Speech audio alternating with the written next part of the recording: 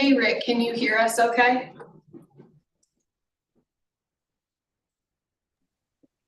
I can. Oh, good, okay. I was looking for the meeting ID and then it slapped me in the face.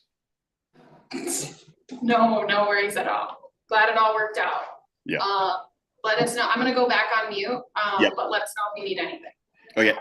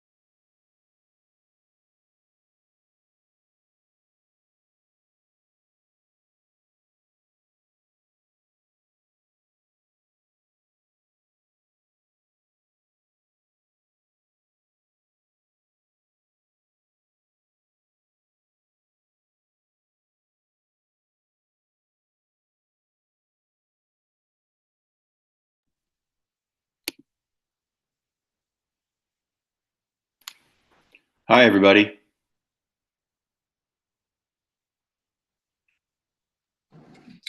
We're participating on Councilmember Kibbe. Great.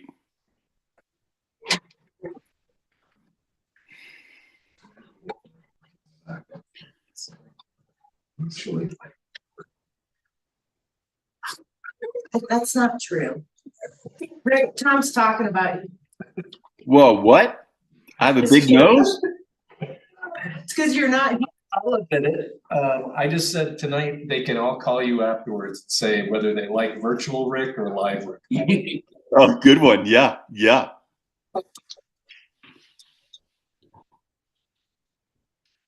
Oh, that's better, whatever we just did.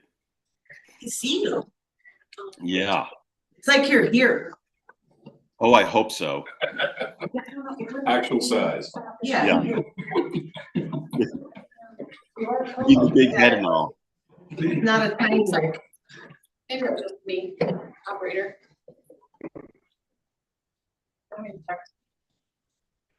So Martin and Elizabeth, I assume you figured it out. I just don't feel well. It's okay. Yeah. Thanks for being here. Yeah. Despite it. You know, the odds, Rick, when I was talking with you, they asked me on the phone, he sounds a little bit. Yeah, man, I got to tell you though, that drive parlayed into one of the most fabulous meals I've ever had.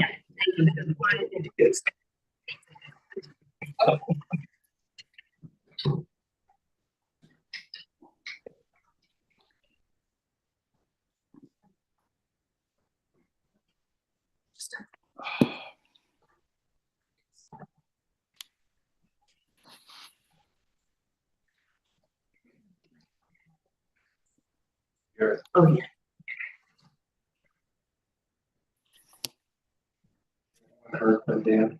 I just tried just to see if he was. Oh. Something like that, he always says that too, he's like, just pick up the phone. When I confirmed his meeting with you, Tom, I did confirm. He has no military there.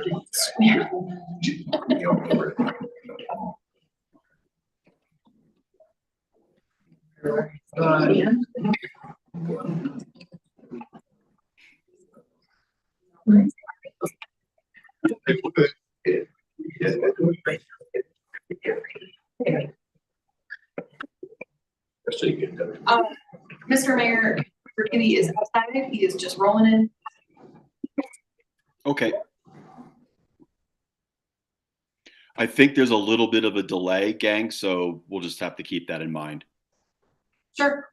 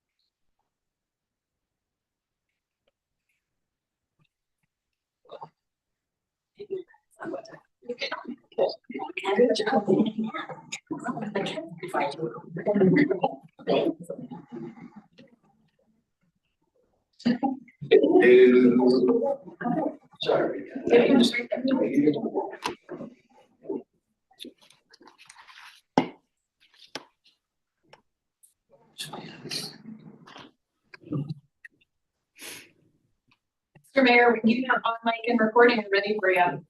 Okay, great. Hi, everybody. Thanks for being here at 4 o'clock for the start of the October 8th Frisco Town Council work session.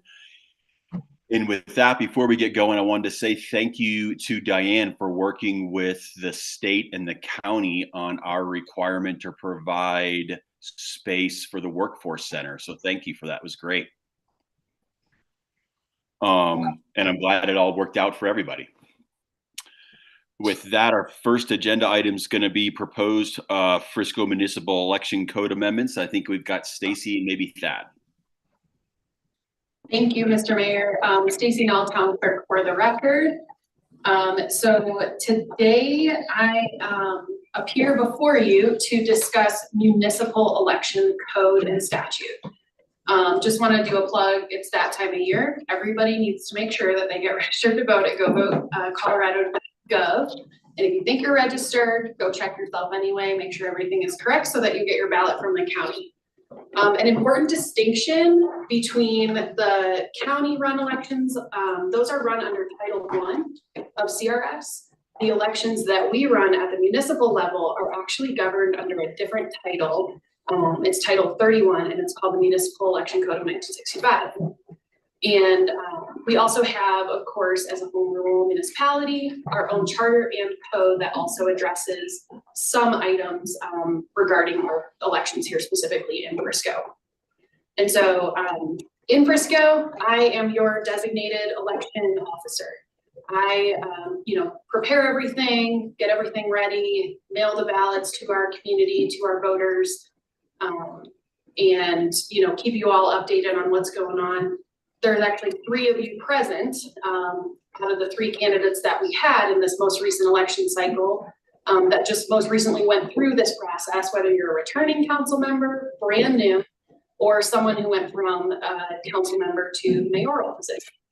And so this last spring taught us a lot and mainly highlighted a few areas in code, really 2, that I am recommending today that we clean up and amend in order to get more with state statute. We would not be on the bleeding edge of anything here. Actually, our neighbors we're catching up to them in this sense. So this is not something that we're breaking ground on.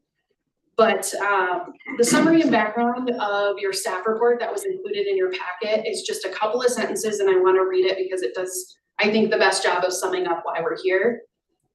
So the 2024 Town of Frisco regular municipal election was canceled in accordance with state statute and town code. This was due to there not being any contested races. We had 3 candidates and we had 3 offices to be filled. But what you'll remember maybe about back in April is that we had to, by law, send these ballots out anyway. We couldn't cancel until a certain time, but we had to pay for postage. We had to pay to, have the ballots programmed and printed and have all these packets made and sent out, and then, caused a lot of questions within the community, and understandably so, as to, well, why did I get a ballot when, we're not going to be having this election? And so this code amendment that we're proposing and recommending today would help take it and alleviate a lot of those questions. The 3 candidates on the ballot were deemed elected and sworn in on April 23rd. It's Councilmember Kibbe, Councilmember Allen, and Mayor Inken. Throughout this process, we discovered that this section of code just needs some attention. And there's definitely a clear need to just create some consistency here. I've met with Thad, our town attorney, to discuss where exactly we need to make these amendments in order to be consistent with statute. He's definitely on board with and understanding, why this needs to happen. But of course, clearing everything to him as well. Are there any questions for me with regard to these proposed amendments and to what we think needs to happen? Can we incentivize people running? No, Are there any actual questions?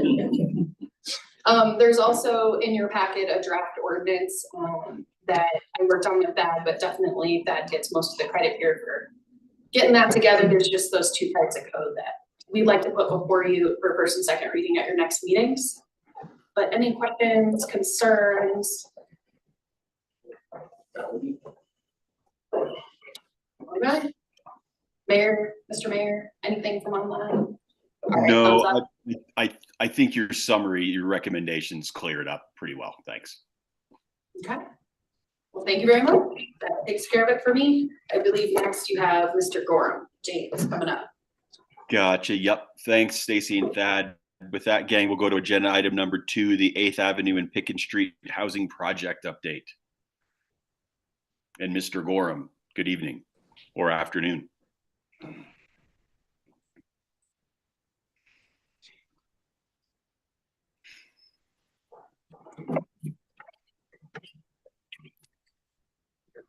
You're good at tech.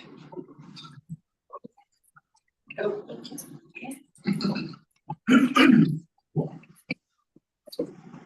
All right, good evening, everybody.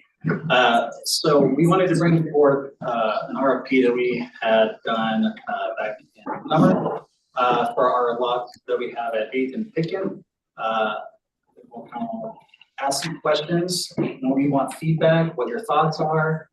If you like something, if you don't like something, we want to hear what you have to say. So we'll dig right into it. So we're going to be asking you 4 basic questions. The first question is, does the council agree with developing a deed restricted for sale project on this land? Number 2, basically based on the land options, does the council prefer to sell, lease, or own the underlying land for this project? Question 3, does the council prefer a townhome style product or a stacked multifamily condominium type project? The 4th question, does the council prefer AMI income eligibility to guide towards a lower or higher income project? So as we go through this presentation, keep those questions in the back of your mind, and at the end, we'll circle back around. So a little bit about the site. As I said, it's at 8th and Picken Alley. These are 2 adjoining parcels located at 406 South 8th Ave and also at 810 Picken Alley. We purchased both of these in the summer of 2022. They are currently being used, the 406 South Ave parcel is currently being used for seasonal town employee housing. There's a single family house on there. The 810 Picken Alley is a vacant lot behind the home, which is its separate parcel, and I believe there's a shed and there's construction debris on there. Both properties are zoned RL, residential low density. Property abuts MU mixed use, which is to the north. They're at Frisco Street, and the properties to the south where you see Coyote Village and the single family homes, those are also zoned RL, such as the property is.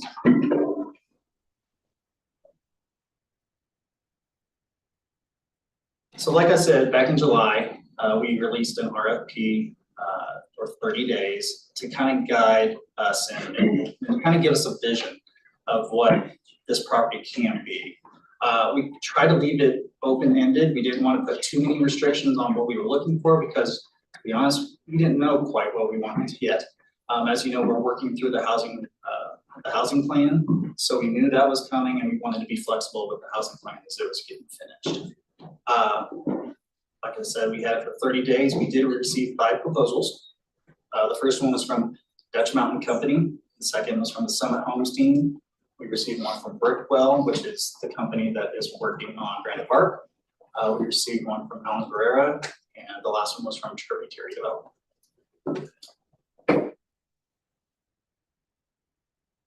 So we're going to highlight 2 proposals that staff has vetted, and we want to bring these to your attention. The first one is from Dutch Mountain Company. You can see an elevation on the left-hand side, and it's kind of blurry. On the right-hand side is the site plan. This is a townhome style development with 12 units, all of them being 1-bedroom facilities with parking shared in the middle. They would utilize the alleyway on the south side and also the right-of-way that we have for Frisco Street on the north. I'm going to dig into this a little bit. So as I said, these are 12 1-bedroom units. They're approximately 600 square feet. They are townhome style design with interior parking of 15 spaces, and they are 2-story. With the construction process, a significant portion of the process will actually take place in Louisville, Colorado at Studio Sheds prefabrication facility. So what happens is kind of almost like a prefabrication facility. They do all the panels, put it all together, ship it up here to Frisco, and then they will put it together on site. And then once they are done with all the site work and everything, it would take approximately 4 months to complete the project with using those panels. They said that they are flexible on design. We can have it look however we want. And if we prefer 2 bedrooms too, we could do that. So there is open possibilities on the construction and the design of the project. The ownership model from their RFP, they're open to rental or an AMI based for sale model, driven by whatever the community's need is. So as we said, we're working through our housing plan, we're getting numbers back showing what our AMIs and needs are based on those AMIs. We have some numbers to back whatever we need. They also, the next criteria that we looked at was performance. They plan to finance through a combination of traditional sources of equity and loans. They stated they do not need any grants from CHAPA or DOLA. That was a high priority for us because we are very inundated with CHAPA and DOLA grants. So that was a high priority for us. They also said that they request a sale of the land for $1 from the town. Reason for that is they would use the value of the land to secure their financing. And they would also, we would be open to fee waivers, but based on the ownership model, the higher the AMI, the less they would request from the town. So their initial request was for roughly $300,000. That was a combination of grants, or it could be from the cash from the town, fee waivers, and what else would they request?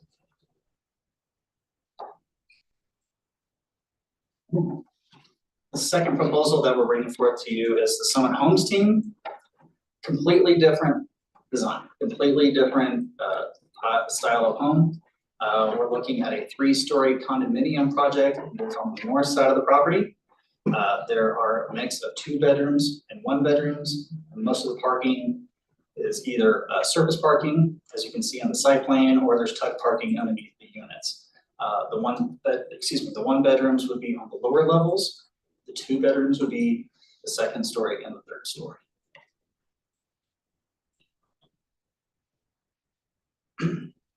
So with this proposal, there are 18 units total. 6 are 1 bedroom, 12 2-bedroom units. This is a condo style design, and as I said, there is parking, tuck parking underneath the building, and there are service spots, so there's 32 parking spots. This is a traditional stick-built construction done on site, unlike the last one, which would be bringing it in. And then also, the team stated that it'd be approximately 10 months that they could get this done. Ownership, somewhat similar to the last one, proposed as a for sale model, roughly 110 AMI, but they can be flexible on that.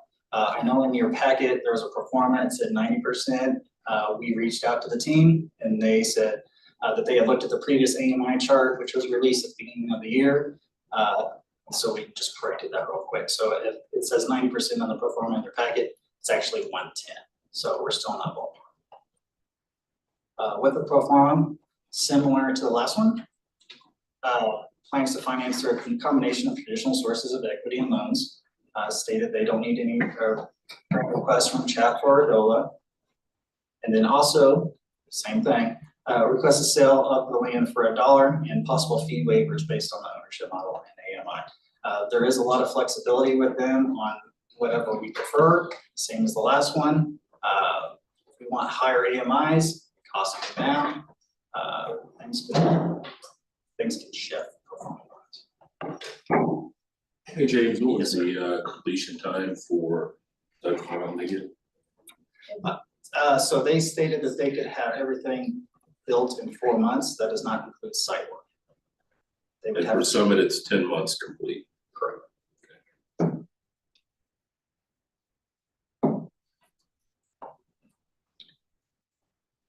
To kind of help you with the decision-making process for sale before we're done.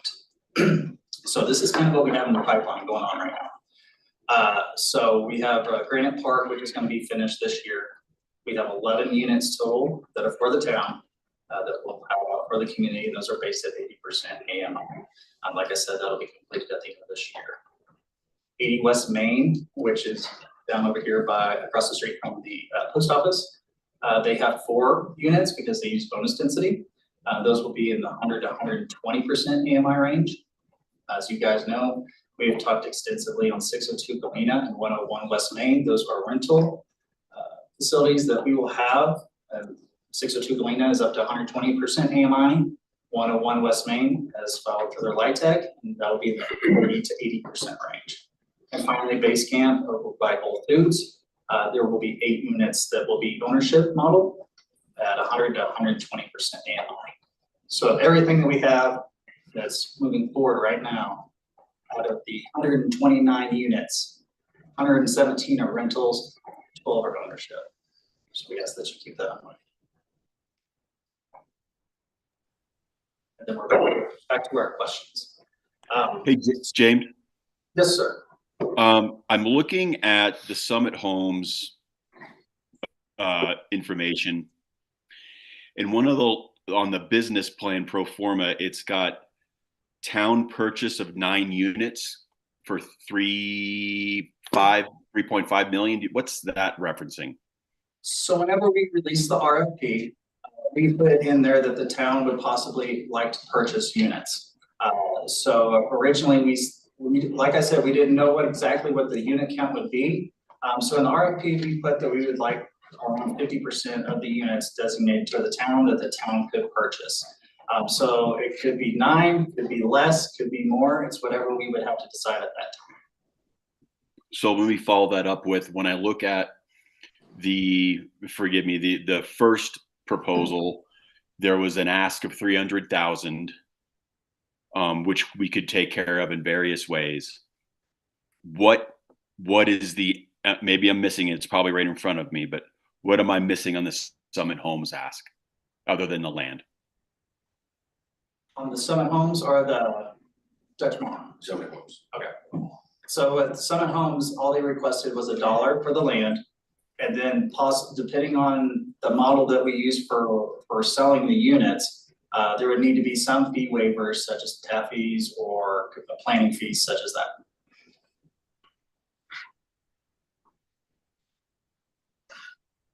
Okay. But they didn't have a number as with the other proposal? They didn't provide a specific number like the first proposal. Okay, can we make the leap that we would be able to handle that in some form of administrative fees? Yes, that's something that we would definitely consider, absolutely.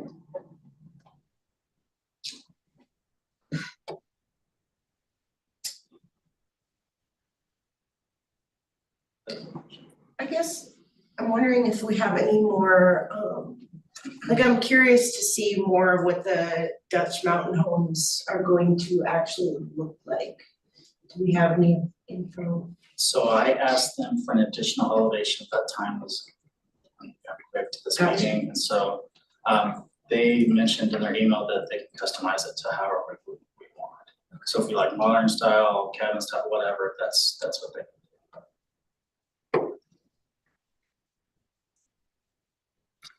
And then I guess I have one more question. You said you had 5 proposals. Yes. Could you tell me a little bit about the process of how you got to Got this? to these two, absolutely. So we also had Brickwell, Guerrera, and Tributary Development. With Brickwell, they had a model where the town would issue COPs to finance the project. We wanted to stay away from that if we can. Guerrera, kind of similar. They had a list of grant opportunities that we would have to go after that were considerable amounts. So that takes time. We don't know if you're going to get them. Like I said, we've really pushed hard on the grants that we've gotten, so we don't know what we're going to get more, what that looks like. Tributary Development, the same as Alan Guerrera. They requested, they had quite the list of things that they would need. Cash infusion from the town, grants from DOLA, and other items. So with Tributary, that is actually Fading West, you might have heard of. They do a bunch of modular facilities on the state. But like I said, the performance that they provided just didn't match the two that we provided. I was just curious. Yeah, absolutely. Do we I'm just curious about what their product looks like. I guess I could Google it. It's their main. Yeah, are they going to, can we get them to get us some way. Absolutely. I mean, besides just what we have here. Absolutely. Thanks. I think a lot of this stuff we put together too quick. Really, I don't like the setup of either of them, just because of the way the driveways are and the utility lines there is highly. How can we do a better site plan for that, you know? The other one, the Summit Homes, you know, this, nobody has any yard, townhomes, you know, you get parking, you get street out front. Yeah. You know, I think the site needs to be designed a little different on it. On the Dutch Mountain, I really don't like the driveway going through like that. Be nice to give like a yard just to people. I'm not sure how many driveways we can put off on 8th Street though, is that a reason why there's no driveways coming off the street into them and stuff and yards, you know? I think they wanted to limit the access to each individual unit and stay away from driveways, a considerable Yeah. amount of driveways off of 8. Yeah, Also another issue that we ran into is with the fire district, fire access and getting a fire truck through there. yeah. So I think with these proposals, they're considering that. The site is very difficult. There is a 10+ foot easement on the east side, Mhm. and it's odd. It's Yeah. an odd site. No, it's an easement, a power easement. I appreciate what you're saying, Kippy. You know, it's It- been well, a lot, you know. It's an odd lot and stuff and, you know, Like, just so you one. some at homes, they've got something here, at least a greenery coming out of the front door there. I think on that map though, you know, where you're looking at the North Place, you know, the parking sitting there, you know, I know, you know, that these are things that are thrown together and stuff, but I think we need to sit down and see which way we want, you know. Theirs is a big parking lot facing a single family house, you know, I'm trying to find that. Yeah, You so- know, it's just like lights going in the house, like, you know, if it was twisted or, you know, just a different turn on things. I do, you know, like the multi-unit ones. I don't know if we can do, you know, a couple townhomes in there and then a multi-unit building, you know, a mixture of it, you know. Does it have to be townhomes and does it, you know, probably be a mixture of it? You're trying for a different AMI, maybe the townhomes are in the better part of the area, but I think just I don't know, I just don't like the parking like that. You know, I mean, We're talking about the Dutch Mountain or no, Summit. the Summit Homes. You know, I think. I think if it was twisted the other way and the entrance came in from the power lines and looking at the other river bend, you know, and maybe try to shield, you know, the homes that are already there from a parking lot or. I mean, I feel like it might be better that way, because then you're not living right next to each other, do you know what I mean? Like how, for example, Pequot neighborhood's right next to Mountainside. And in the winter, when there's a lot of people visiting and those short-term rentals in that building, I mean, I hear all the stuff from where I live. So I kind of like the parking lot like that because it creates a gap or a space between the single family homes and the Coyote Village. You don't have so much of that like next door neighbor kind of feel. Mhm. I would kind of like to use the power line easement area as more of a driveway or the entrance, you know, something that you're not gonna use anyways, you know? Try to come the right way off of Briscoe Street into it like the other one had, kind of, you know? But, My concern on the Dutch Mountain actually is kind of digging into this, is kind of a 2-entrance setup. Like, I'm not comfortable with this approach. Yeah, I'm not comfortable with that driveway. I don't know, I hate to build, you know, the town, they got 8th Avenue on the street, and then they got right behind their house, they got all the parking. And I know the way it is, stackables and how things have to be, you know, built to make it low income, not low income, sustainable, you know, but You know, it'd be nice if they weren't looking both ways out of their driveways, but You're talking about, the Dutch Mountain. yeah, this one. Yeah, I agree. Or, you know, Do we know if Dutch Mountain has entertained any type of parklet or anything like that with this plan?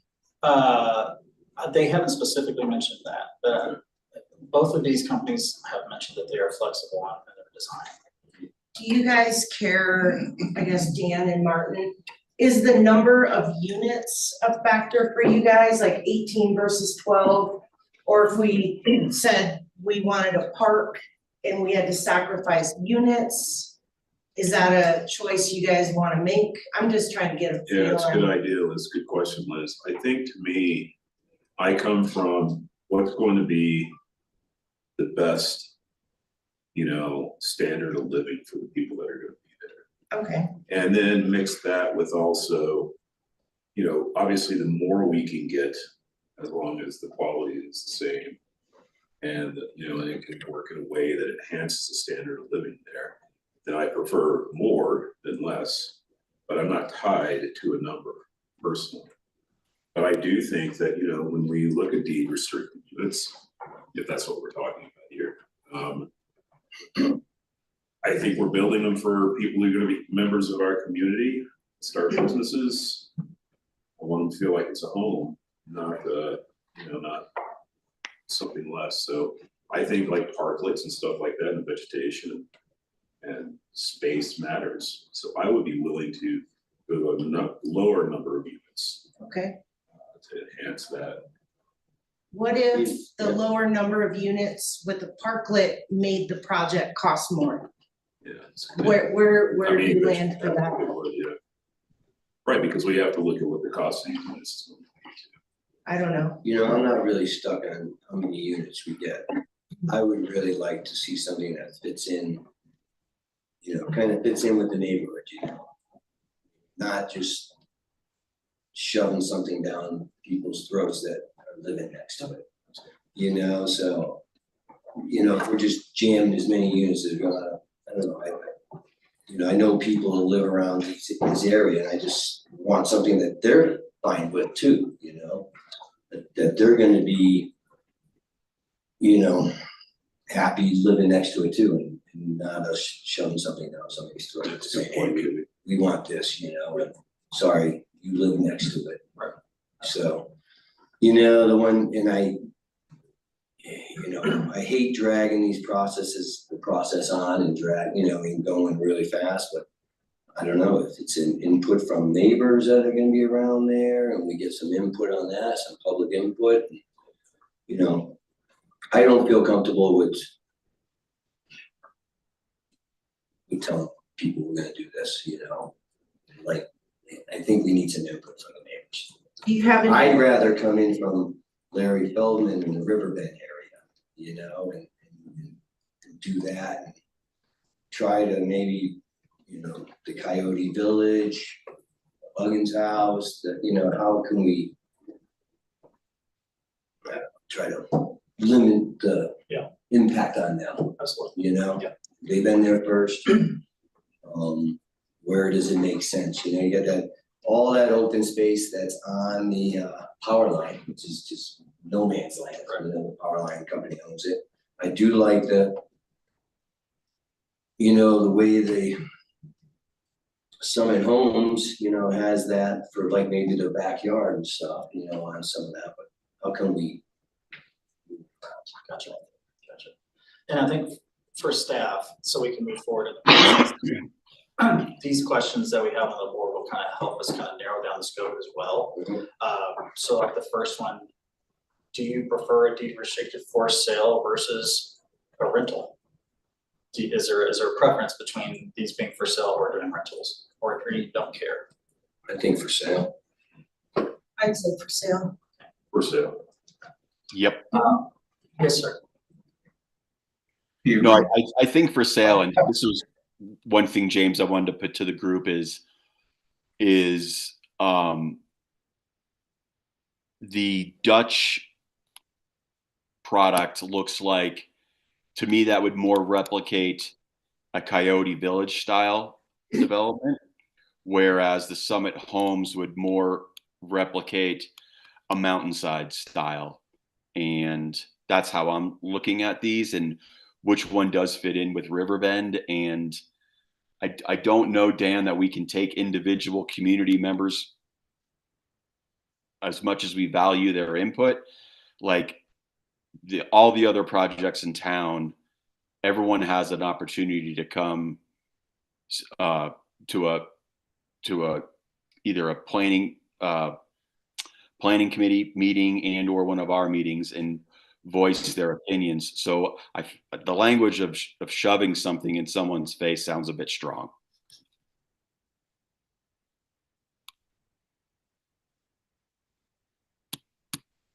So let's try and get these questions answered.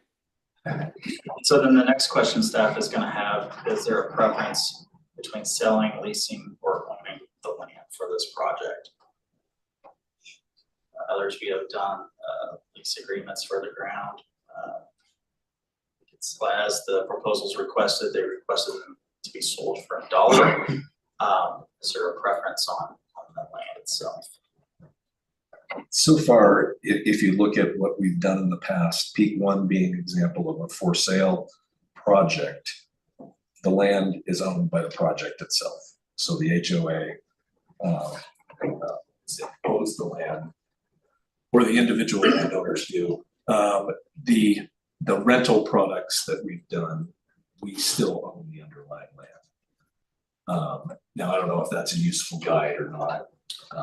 It seems to me if we're looking at deed restriction, the title, that the land underneath the unit needs to be part of that. Not lease, not a continued, are you suggesting a continued lease from the town? Yeah, I mean, we could do it that way. It's just that with ownership product which is gonna have its own HOA, it just tends to, it means that we don't have to take care of it afterwards. It's, Yeah, initially, that's It's what the projects. I also lean towards, you know, if you're buying a deed restricted home, I see deed restriction as a product of the unique market we live in. And it's important, and I think it's important that people have title to that land too, it's their land. I mean, it doesn't mean that you can't deed restrict a townhome and you don't own the other Of course, land. I understand. There's that model too, but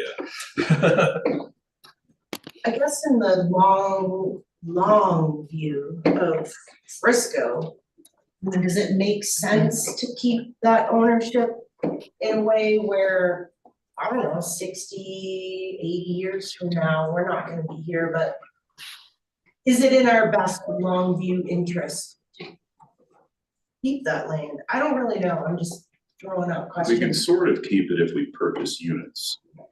We can keep, you know, a footprint there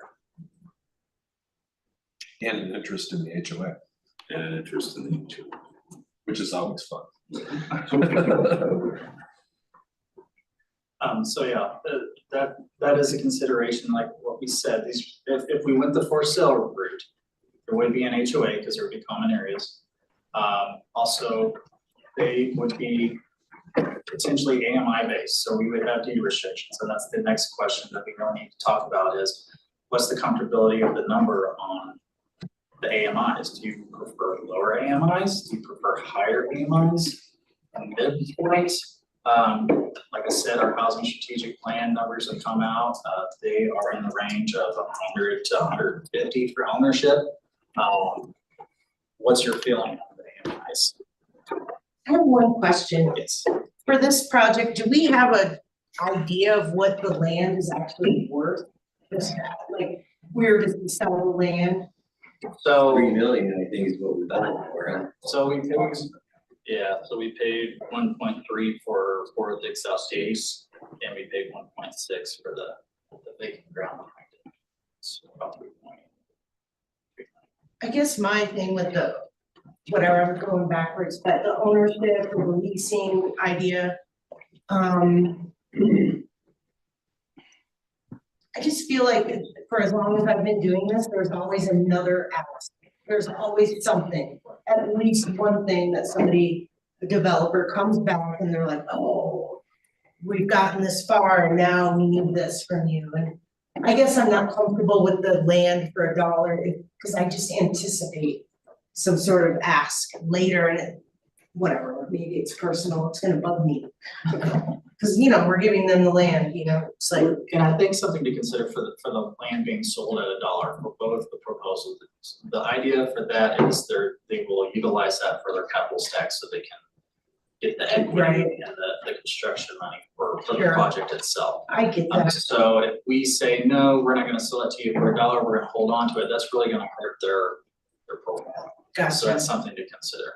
And if we do that, the AMIs, if we do the project, will have to go up.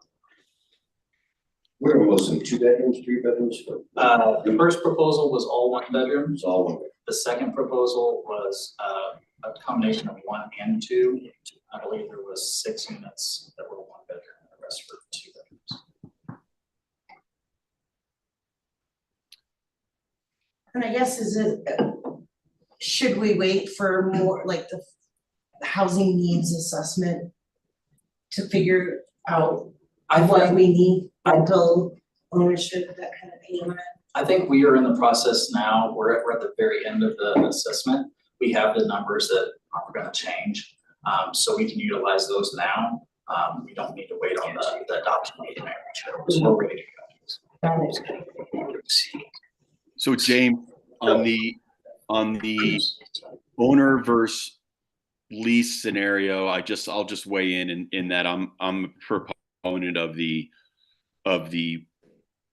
we sell the land to the developer.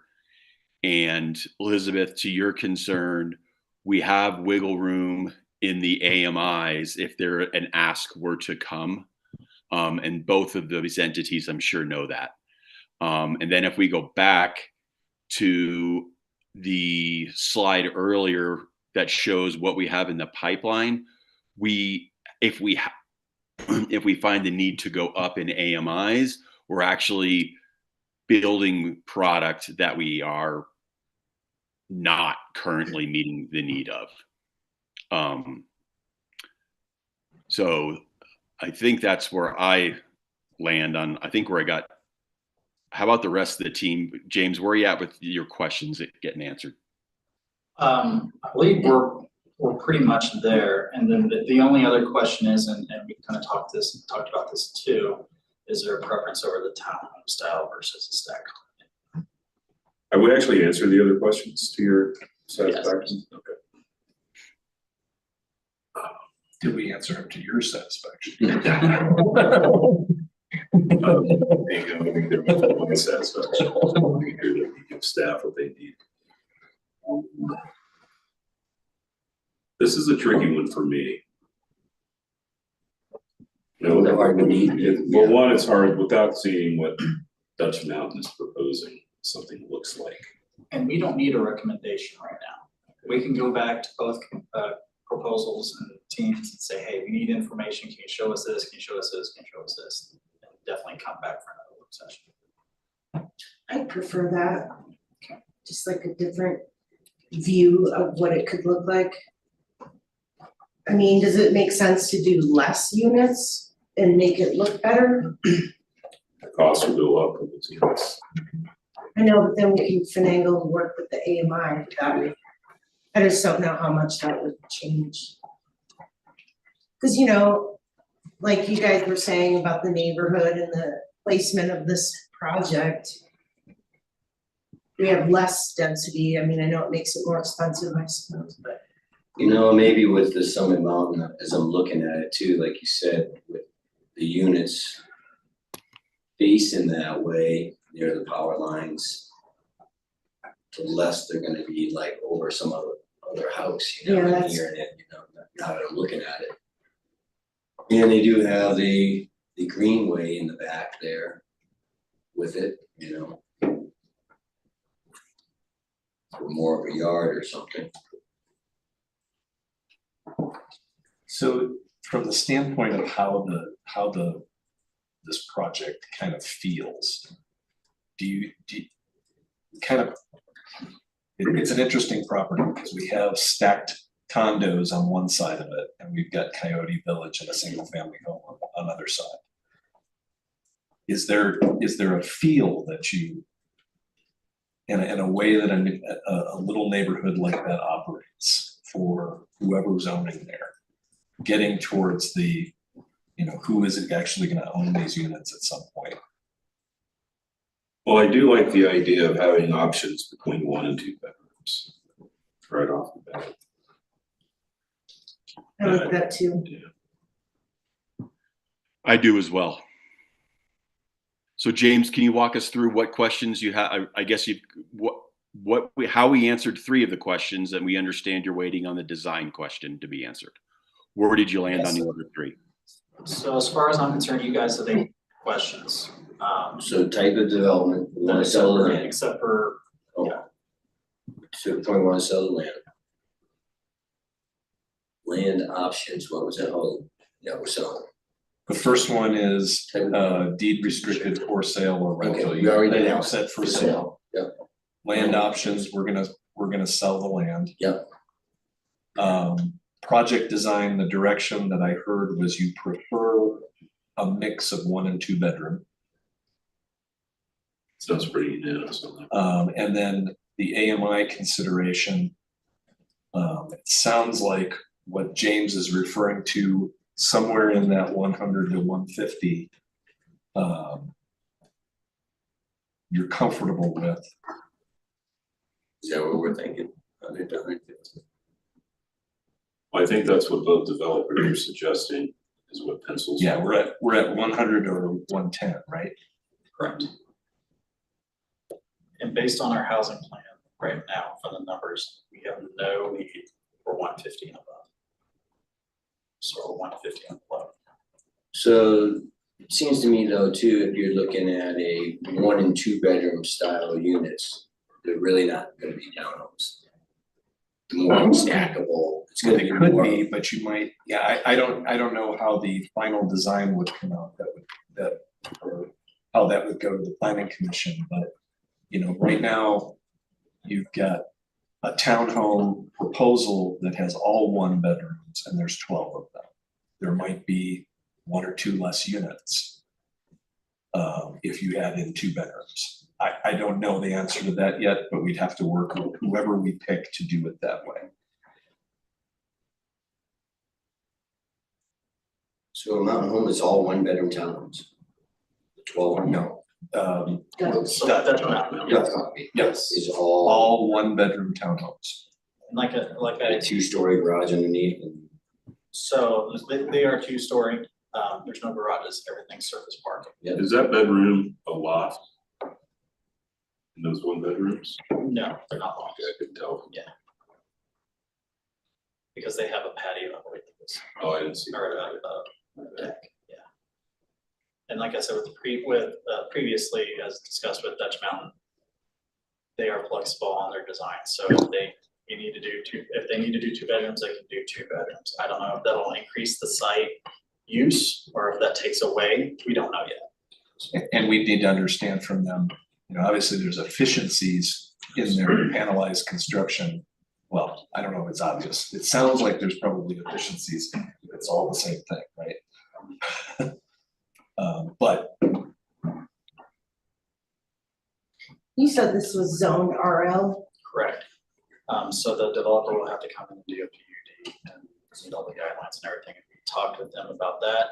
Both have stated that they will handle all of that. Staff will not have to be involved until it gets to review.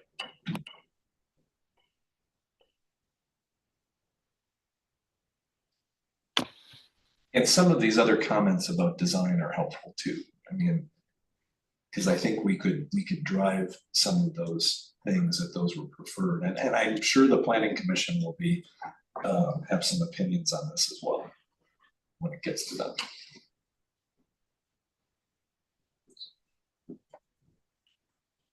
Do we know how tall that building's gonna be, the townhomes? It did provide a height that I guess I could. would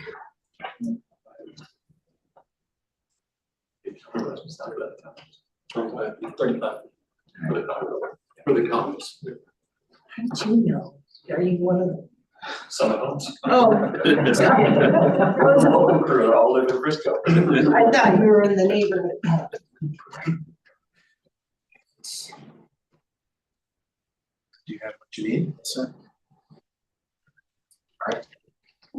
We'll come back and we'll reach out to the teams and provide them with feedback on this and we'll come back to you guys. Thank you. Sounds good for the presentation. Thanks, James. Tell me when the opportunity for public comment is. Or but You can make a public comment, a public comment period for this, at this meeting. Not during work session, but during the regular public comment period, because this is not a business item on the agenda. at this meeting, so when, I'm sorry, what It's time? not, I think any council meeting at 7 o'clock. At 7. and you know, as well, this would come back as a contract at some point. And once it's on the agenda as a business item, it will also take public comment at that time. You don't have to be in person for those, you can do it online as well, so if you join virtually, you can do it from somewhere else. Thank you. All good, guys? So with that, let's head to our agenda item number 3, Summit County Transit Department microtransit update. I presume we've got members from. What time did we have that scheduled?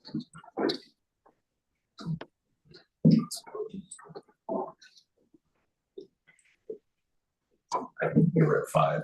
They're gonna be here fairly soon. Do you see Chris? No, I don't. that's why I'm saying, I don't know what time they were scheduled for. Yeah, we're running a little early, We're a little early right now, yeah. so we may need to just hang out for him. I know he was coming in from another public meeting. So I just want to make ends. I can't. All of what are we thinking?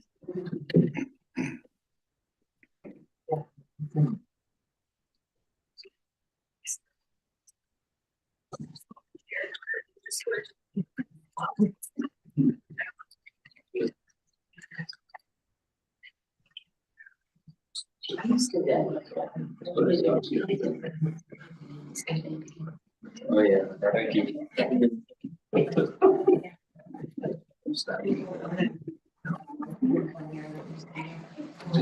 Yeah, You know, you can roll it.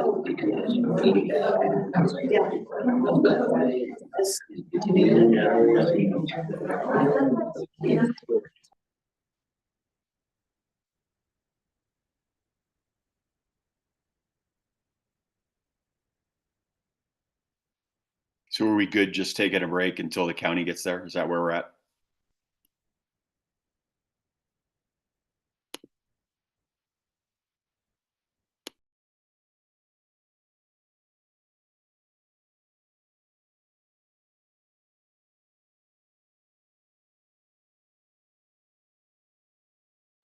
And without Rick, we are taking a quick break. kind of giving us that idea.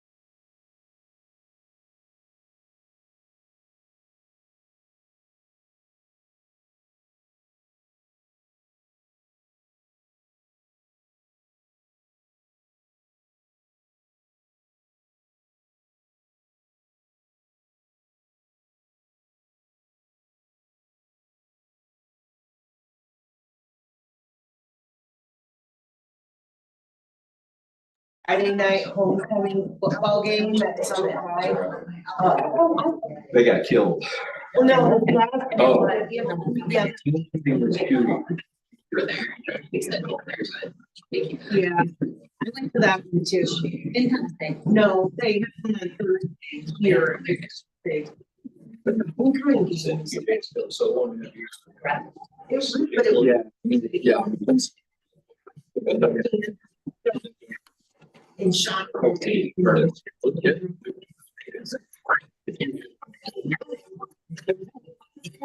And. Thanks. It was. Hopefully it's pretty nice for everybody to get back. Yeah. Okay.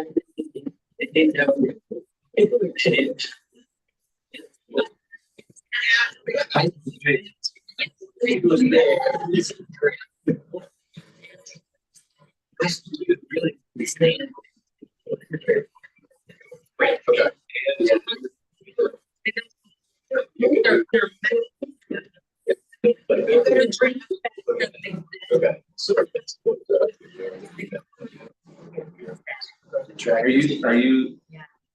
You're. I'm done. So here.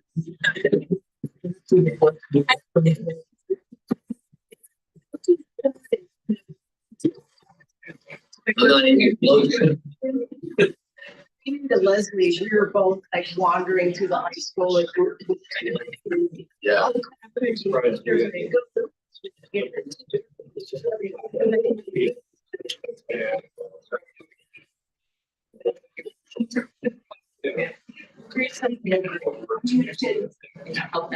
Check in with whoever. Because your kid dogs do one. For sure. I think.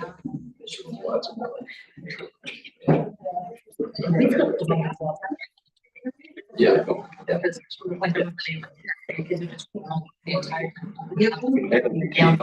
It's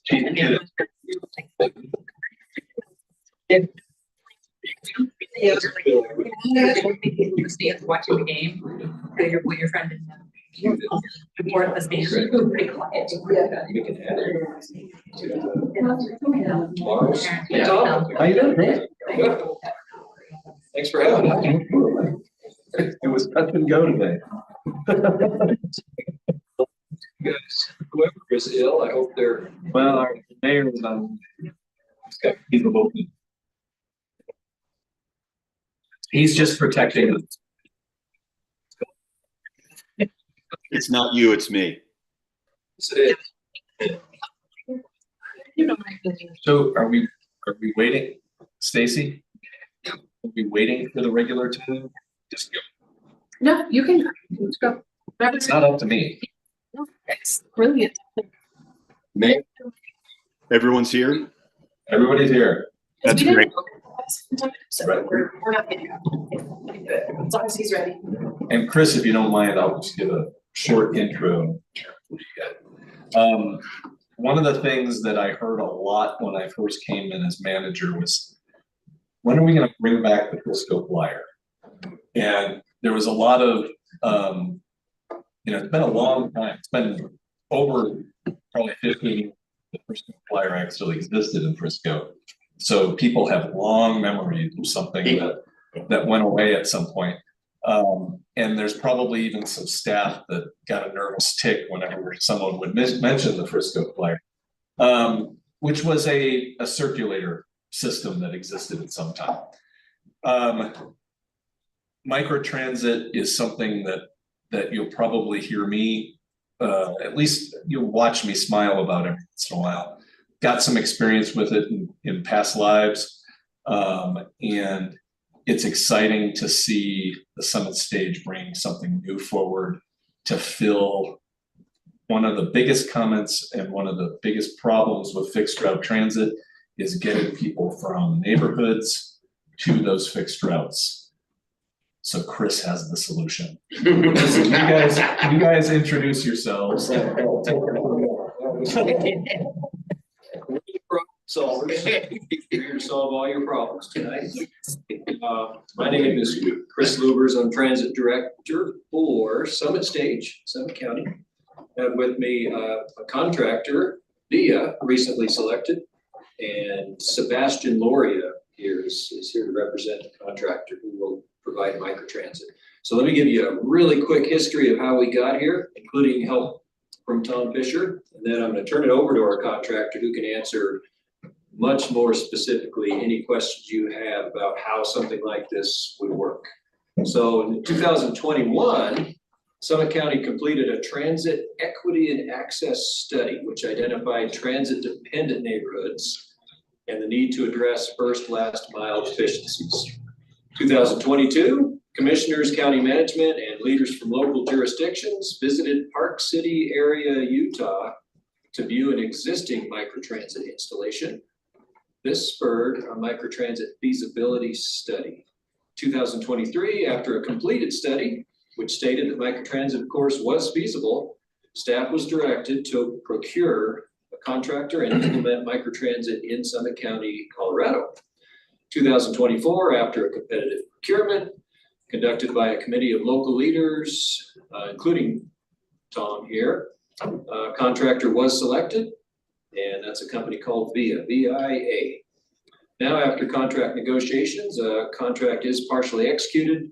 Contractor has been working with the transit team to complete the initial operating plan so that microtransit pilot can be implemented.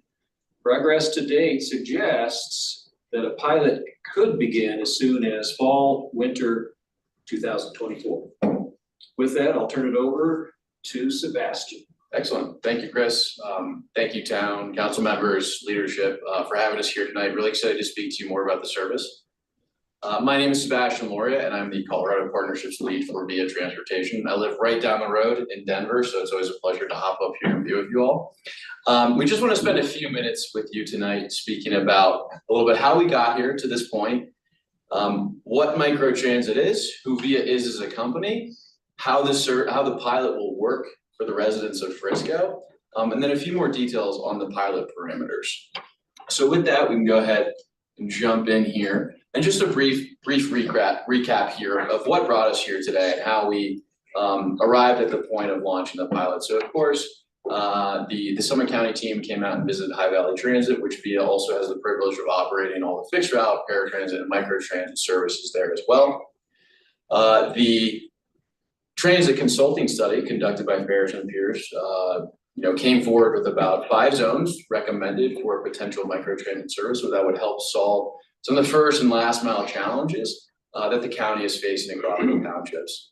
And then after a competitive procurement process, VIA was fortunate enough to be selected as the service provider and the partner for the Summit State and Summit County teams. And so with that, I just want to share a little bit more about VIA Transportation and who we are as a company and what we actually do. So overall, VIA, we've become the world's leading provider of advanced public mobility solutions. What this means is that we build software and services to support communities like Summit County, design, operate, and improve their public transportation systems, right? We believe access to public transportation is essential for every resident of every community. Since we've launched in 2012, we've grown to over 800 services around the world. 400 plus of those are microtransit services specifically. And on our platform across all of our transit modes, we've completed over 150 million rides to date. Were you in Chile and Brazil too? Yes, yeah, we're in 40 countries. Yeah, so a lot of international experience that we, with our local teams, tailor to towns like Frisco, Breckenridge, local communities.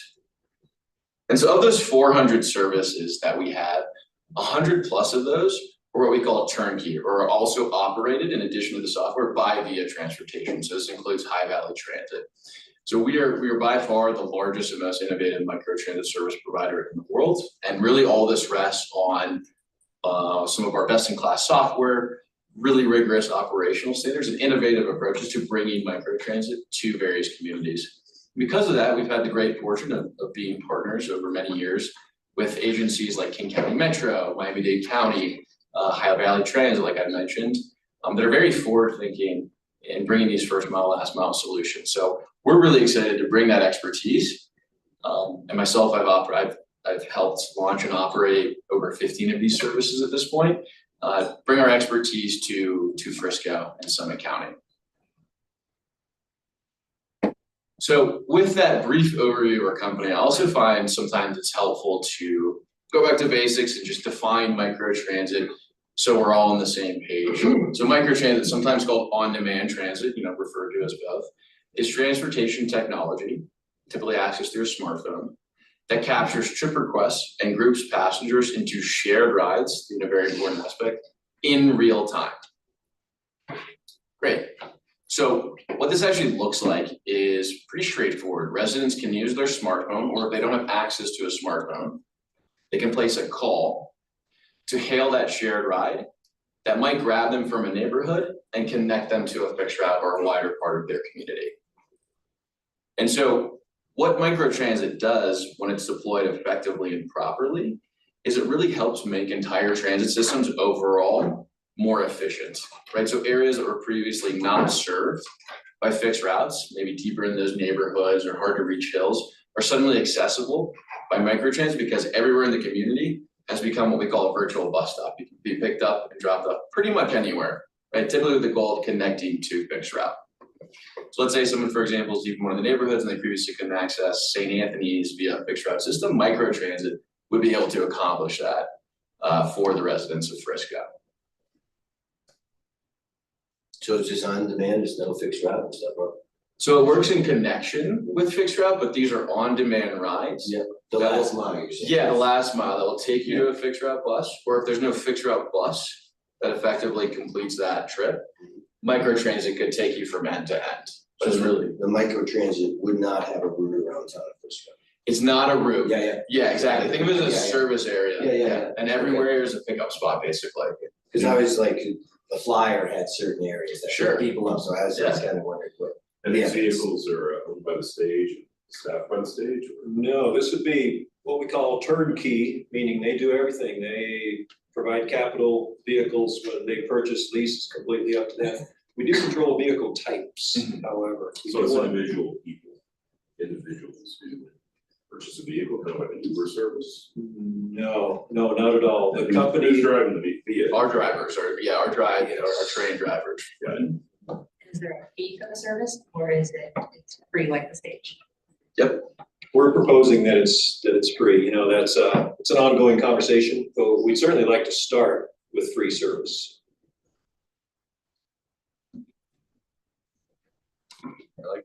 Excellent. So I guess smartphone, I guess. we can pick up a phone and call and we'll call you back and tell you where you've been. There is a way to call them. Yes. And so what we see is, microtransit solves a lot of the issues that Summit County is facing here as well, right? How do we get employees to fixed route? How do we get residents to essential services? How do we get single occupancy vehicles off the road? How do we, make a positive impact on our community through public transportation? And we see this happen time and time again. King County Metro, almost all of our rides connected transit. In Jersey City, we removed tens of thousands of single occupancy trips off the road. And just in general, we see major economic impacts when public transportation receives investments like this. I know a lot of my friends, they drive from their house to Main Street, hop on some states, so they park on their side streets, So the side streets are packed, and there's some stages, because they're all driving to that point and hopping on it. So. There you go. So this is a great alternative, right? Yeah, Exactly what we're saying for a lot of these other services that can provide great public transportation. Folks take it, we've seen. So Yeah. really excited to hear that. And just a couple more slides, a couple more details on the service, how it's gonna work, how folks can access it. So really it starts with a really easy to use, accessible rider app. And our rider app here is designed to make not just microtransit accessible, but the entire system, right? So you can see microtransit in fixed route in one location. So over here on the left-hand side, you see the welcome screen for riders. You can request a ride with one click. It'll geolocate you to where you are and you can just tell the system where you want to go. Once you've made that click, it's gonna show you both fixed route and microtransit rides that you can potentially take. And then you also have the ability, once I've selected a microtransit ride, to track that vehicle in real time. You'll see any other riders that might be on board at that time. As it comes to your door, you get notifications that you should come outside, be picked up, and then dropped off at your destination, all in real time. And one other thing that I want to note here Didn't make it into to these slides, but we have a really robust set of change management communication efforts that we do alongside of Summit Stage. So we actually have 3 separate teams that will go out into communities and help spread awareness about the service and how to use this new technology. And microtransit is still relatively new for a lot of communities, so it's really, really important that we work closely together to make sure that we're coming into Frisco at community events, we're tabling, we're meeting seniors that might want to use the service, and we are helping you get the word out there about what microtransit is and how it can serve residents of Frisco. And so with that, just a few final details. Like Chris mentioned, we're hoping to launch this fall or winter. Our initial 3 pilot zones will be Silverthorne and Dillon. That'll be one zone, which riders can ride across. Frisco, as you can see here, pretty expansive service area for the town of Frisco, as well as Breckenridge. Our initial hours will be almost around the clock, 7 days a week from 5 a.m. to 2 a.m. So serving early morning employees who might need to connect to fix routes to get to their jobs, and then late night riders as well that will need service. And another important feature to know is that for most riders, the service will be curb to curb, which means we might ask you to walk to the end of the block or a block away to get a ride that might be on more of a main street, so they don't have to make additional turns, which takes away from the efficiency of the service. However, if you are a wheelchair rider or some other designated rider that needs door-to-door service, we do have the ability to indicate that in the app and have that vehicle come right to your door and then drop you off exactly at your destination, as opposed to maybe a block or half a block away. So all the vans, like, we would only have one here running in Frisco.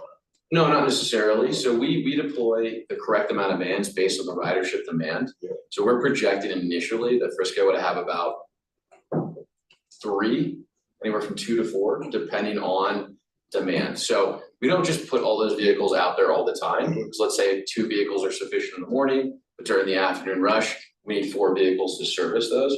We're going to change the amount of vehicles that we have on the road based on the demand that we're seeing. And to that question, given the fact that this is a pilot, we're always watching data very closely, but watching data very closely, surveying the communities, seeing what type of other service they might need based on, the first 3 to 6 months of service. And we're able to make changes quickly to the Frisco service area, so we're most effectively responding to the community and serving the needs of the community here. So one other important aspect. That's one of the really cool things about the technology behind all this, is that from a fixed route perspective, you put a new fixed route bus route out, you need 2 or 3 seasons of data before you start making changes, whereas they can start making changes based on the data they see the first week or the first, high ski weekend or whatever it is they have. Yeah. So you would, 2 or 4 buses, where do these people live? Where are you getting, these drivers? Because we have a hard time getting drivers for this on the stage. So where do you, Yeah, so. I should be asking or no? Oh, for sure. That's the question. No, it's a great question. It's a great question. That's the question. Yeah. Absolutely. Yeah, and we're already hard at work recruiting both field managers and drivers. I mentioned this earlier in the presentation, but we also operate the Park City High Valley Transit service. So we have about 6 to 7 years of experience there recruiting in mountains and other mountain-based communities. So we're looking pretty much everywhere, anywhere from Leadville to around here. We have recruitment efforts that are going across all of the major population bases within 50 miles. So we have pretty extensive recruiting efforts that are starting here, and then we'll expand out as needed beyond there. A lot of transit agencies have significant challenges filling the shifts for fixed route service. We fill globally about 98% of our available driver shifts, which is well above typical averages. So it's a unique challenge out here for sure, but we're really confident that we're going to have the number of drivers that we need to effectively perform the service for each of these towns. I have to give you my card.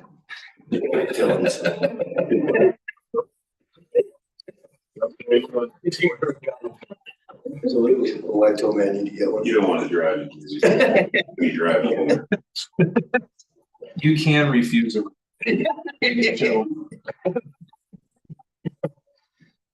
Is it, where are you keeping your fleet at? Is that in conjunction with the stage over the companies? Very good question. The different zones have different places. VIA is just now setting that up, so it's not finalized. But they'll be looking for relationships either with the private sector or public sector to park the vehicles. They'll want to commingle vehicles to a certain extent, so, you know, there could be 10 in Silverthorne, 2 in Frisco, and, you know, 5 in Breckenridge. And they will be able to move those around kind of as needed, but they'll definitely need the parking, not only for the fleet, sorry, I'm taking your. No, this is perfect. I'm stealing your thunder here, but for their employees who would show up and then jump in that van and begin providing service. And then, pay Via to get there? Just kidding. just so I understand it, what you're looking to solve here is, so you have someone in, you know, here in Frisco who wants to go to Breckenridge for dinner. That's not what the service is for. They'll bring you to the bus stop. They want to take you to the nearest bus stop. You know, that's correct, but it will help. So if you want to go Frisco to Breckenridge, on the app, it will tell you exactly how to do their walk, exactly 1/2 block, wait for Via. Via will pick you up, take you to the fixed I'll route, tell you, I'll take you to the jump on the fixed route. Yeah, so it's, And even if you need another Via ride on the other end, it'll book it for you. Oh, man, nice. Yeah. Because that's the problem, is at the 2 o'clock, you're saying you're open to, and, you know, you're running till 2, that's a bad time, right? Because that's when everybody gets out. Oh, we offering.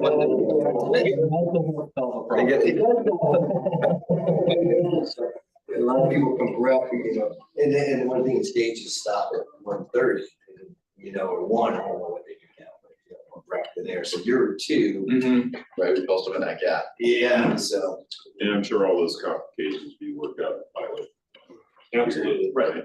Right. Is there a way for people utilizing the service to grab the driver, or is that not allowed? Sorry. Gratuity, grab tip the No, driver. no, That's not allowed. we typically do not accept. So I actually don't have any of these services. No. No, it's public transportation, so. I think that's a good idea. Tom, I know you're a big fan. Can you kind of dive in a little more into what you've seen with this bit? Well, I'll first say that my experience is pretty unique because Via came in Summit County, Utah, and took over the whole service. They were not only the micro provider for the last mile solution in the unincorporated parts of the urban area of New York City, but they also took over the fixed route service. So it was and it was at a time where the county was taking over operation of all the transit services in the unincorporated county after Park City Municipal had been running it for several years. Very good experience working with the company Via to do all that, because we didn't have the capability as a county to start up a transit service that fast. There are growing pains to bringing micro transit into an area. And a lot of the things that were already talked about, enough drivers, finding the incentives that work to bring drivers and surge drivers at the right time. So there's a lot of that experience that already exists here. Probably a lot less trouble with the uptake by communities. One of the things that I specifically remember is because we were redesigning our fixed route service at the same time, there were neighborhoods that were losing fixed route service because we were putting microtransit service in its place. So taking away some inefficient routes, putting something more efficient in place. That caused quite a bit of trouble. We're not going to have that problem in our pilot. We will probably have that problem down the road as we discover where we can take away fixed route service because micro is more efficient. So I complain, I'm sure some of Daly's used to dealing with removal of routes. But the other, I already alluded to it, the amount of data that the decision makers in the service have, whether it's a subset of the Summit Stage Board or its staff reacting and helping VIA make changes, it's so robust that you can almost not get it wrong. The other little nuances, I don't think it's much of an issue here because we're not changing our paratransit service at the same time. There is a way to make paratransit service extremely more efficient through this, and we'll see that over time. But paratransit services are very specialized because every rider is unique. But the dispatch services that are behind this, for those that have trouble with the app, for those that don't want to use it, for those that need specialized service, can be just enough to handle it. Thank you. I guess I just have one more question. I'm going to answer, but right now this is a service that the stage, the county is paying for, providing. So I like about that.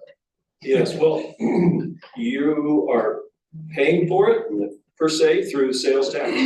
But no, there was no intention, there's not been any discussions from anyone that I've heard, nor there's any intention to try to collect separately from different jurisdictions. You know, more than anything, I like the simplicity of that. Sales tax is there. Right, it's there for a reason, so it would simply be paid for by the transit fund, what we call the transit grant.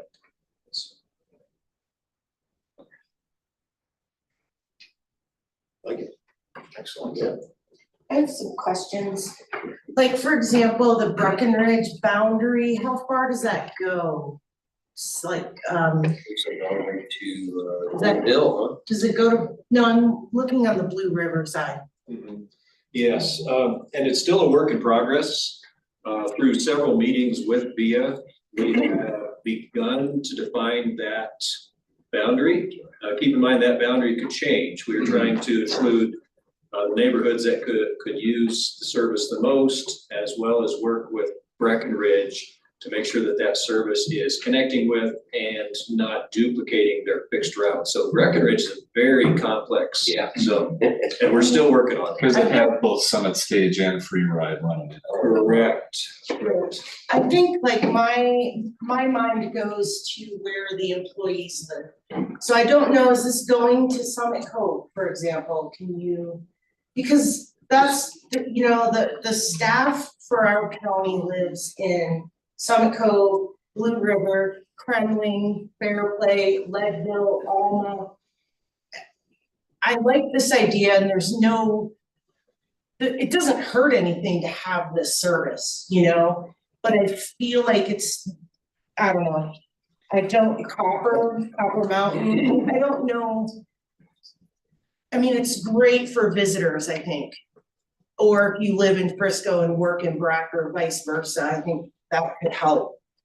But if I'm an employee, I guess Baldy Mountain, but there's bus stops, you know? I'm just trying to wrap my brain around how it works for like a workforce that doesn't get to live here.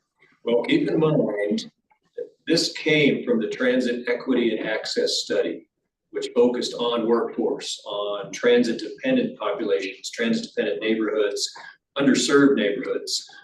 It was not focused on guests at all. Not to say we don't have guests, and guests, you know, we want to serve the guests, but no, this is workforce oriented. This entire initiative is workforce oriented, not guest oriented.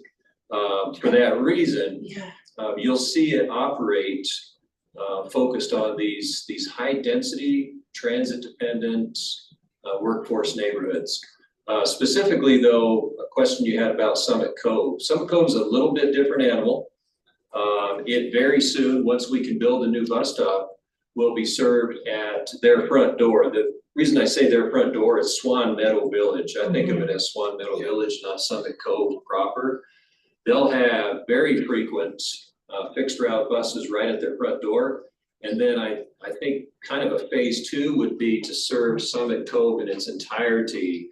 That's much less dense, much less transit dependent, and much less underserved. However, Summit Cove proper is a great plug and play almost neighborhood that could be served by microtransit, just not in this initial pilot. So just know that being focused on workforce, we want to take care of Swan Meadow I Village guess I don't particularly. see it fully. I mean, what about all the workforce housing over in Keystone, for example? I just don't see it. I guess like places like Wilderness and Baldy Mountain, those are places that are, but I mean, if you're just getting a ride to an already existing fixed route, why wouldn't you just take the fixed route? Are you going from your door to the fixed route? But I mean, I went to something and I met a woman, she did a VIA presentation, but it was just for Frisco. So I like the idea that it's a county thing too now. I guess I'm just having a hard time. I mean, if it's, So Elizabeth, as I understand this, it's exactly what you said. It's a ride from your place to the fixed route to get you on the fixed route. No, we're not building it into Park County, Lake County, or Grand, but the desire is to build it in the moment for Summit County, right? If we take a bigger picture view of this and start looking at regional transportation systems, is there an opportunity to hit those other markets? Perhaps. Leadville has just implemented at least a circulator in their town to get folks closer to home from the Summit Stage stop up there in Lake County. So I think you do understand it. I mean, I just would like to see Summit Cove. I'd like to see Blue River kind of in this, in the sense that that's where the staff lives, I mean, if you live in Frisco, I mean, you got it pretty good as far as trying to get anywhere. I mean, I get it. I just, It really sounds like you do have a good understanding of it, knowing that this is the first last mile connection, so it's not the full picture. It's not transit to transit dependent neighborhoods necessarily, or the workforce. Overall, transit will focus on the workforce. This is really, you've got fixed routes, you've got this first last mile, it's kind of two separate services. let me ask this question. How long does it take for VIA to come and get you? So like, what's the planning process? Like, say I gotta work at 8 o'clock in the morning in Frisco, but I live in Breck. And I need them to come and get me so I can catch the bus to get to Frisco. We're configuring that now. I'll let Sebastian kind of take that because we're right in the middle of deciding what that response time will be, what a maximum response time would be, what would be too long to wait for a shuttle. And whether you can pre-order a ride versus on demand. Sure. So the way to think about this service, the way to think about this map is what we're not seeing underneath it is all the fixed routes connecting these microtransit zones. So the rider app's gonna essentially act for you as a journey planner. Say, hey, I wanna go from A to B, first go to Breckenridge, help me figure out all those connections. Help me figure out all those connections in real time, so it's gonna give you the real time tracking of the connection points and then the destination point. So you can look and say, oh, I can make that work, or it's gonna take too long. So I'll go and I'll say, hey, pick me up here, drop me off here. You'll see a couple micro transit, maybe one in 3 minutes, one in 15, another in 22 minutes. And then the subsequent fixed route connections based on that initial leg in real time throughout the completion of your journey. So it'll do all that planning for you. That sounds good. Yeah, when I look at that, I see that one of really the hidden benefits here that really help working people. Again, I think Liz is right, and I'm sure maybe as it grows, we can start to see it appearing in some of these outer lying areas. Because look, if you live in Summit Cove and you are going to go to work in Frisco to be at the stage, you've got a haul. Yeah. So that's what I think Liz is kind of getting at. Yeah. And, but at least now you can look at this app. Yeah. And it will tell you what you're. I mean, no offense to the Summit stage, but if I have to go from Frisco to Summit Cove on the bus, Yeah, it is, Yeah. it is a long ride. And part of, and this gets to one of the other things that the data is so powerful about, is that they'll be able to measure the success of a ride, you know, from the data side, and then they're also getting feedback from the riders saying, hey, I needed to be at work at this, I planned the ride, and I either made it or I didn't make it on time. And that's important data as well. You know, I like it, you know, when you're looking at other areas, I'm just looking at Frisco. You know, I'm just, you know, getting around Frisco and getting the cars off Frisco, getting cars off the parking off of Main Street and the side street. So I look at it as me going like, I wanna go to Copper Mountain. I don't wanna walk from my house 5 blocks in my ski boots down to Main Street. I hop on the transit, they drop me off there. I come back, get off the bus, Via's waiting there for me, drive me to my house. I mean, that And sounds then- great. And then I wanna go to work on Main Street, so I do the app, Via comes, picks me up. Cause I'm in my fine Italian leather shoes and, you know, Egyptian cotton, I wanna get it wet. As you can be. So then they bring me to work. But I- And it sounds great, and so my I think car is about- staying in my driveway, and I'm using this free app, and then when I leave work, they'll pick me up at Fifth Avenue and drive me, that's awesome. I'm thinking about my staff and how they actually get to work. Yeah. So this isn't gonna work for the people that I have working for me. I'm just being honest, like, it's not gonna help my staff. I have 4 people that live in Lakeville, so they're still gonna drive here, you know? And I'm just like trying to look at a bigger picture of like, But, how many people live in Frisco that don't live in Summit County? Yeah. A lot of people, I'm just looking out. But that's an example, could stand. Could take the bus, just like some current employees do. But it only Okay. gets twice, it's 7 and 11.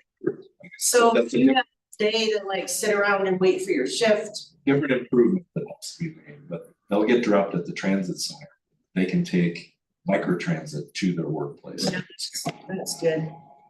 That's some savings. We'll make it, that's true, Tom, I hadn't thought about that. It takes care of that kind of last mile or last half mile, it makes it just a bit more convenient, it doesn't solve the number of buses coming from Leadville, obviously there aren't very many, and there could be more in the future. But once you get here, jump on that van and get a slightly quicker ride over here to work in Frisco. there's no bus going to Kremlin, is there? Yes, that's supposed to go. There is not, you know, there's some inklings, Kremling board has begun to show some interest. Mhm. We don't have anything official from them yet. Yeah.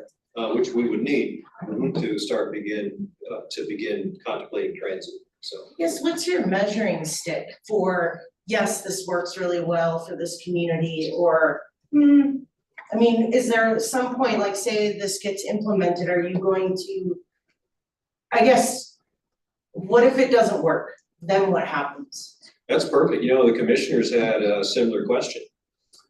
So part of the question I'll let Sebastian answer on how to measure success, and Tom has alluded to that a little bit.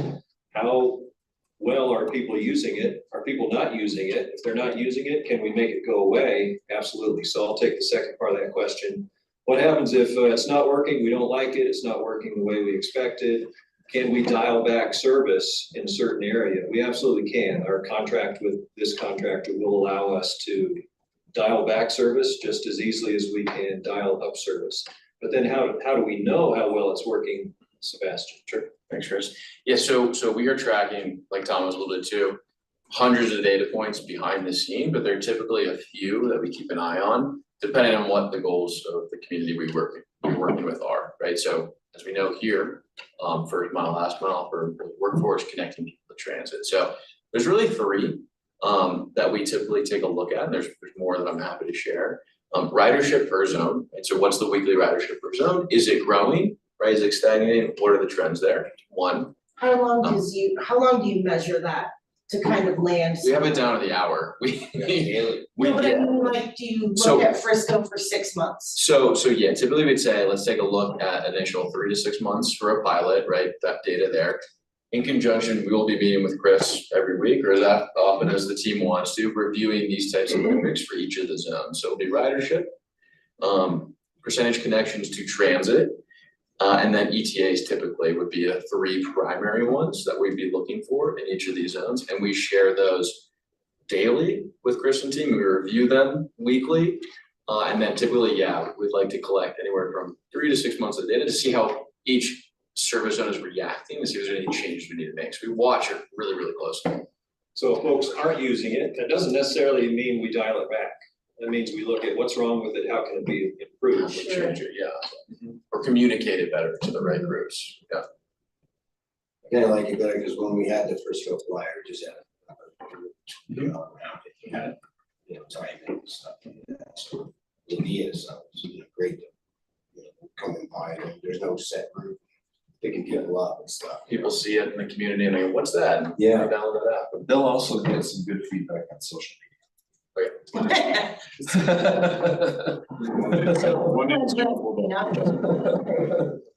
Well, back in the day, that was the best solution, that fixed route. Yeah. And you had to depend on the fixed route, on its timing, took away a lot of convenience. Now with technology, we're able to add that convenience back, Yeah. so. Oh, I'm gonna do that. Because they mostly had it back.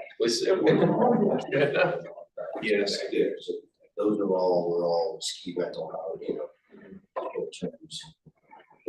That's where it kind of went by, and picked up those people and bring them to the substation, to the station. They weren't bringing them to the copper, they were doing that, just getting the expense.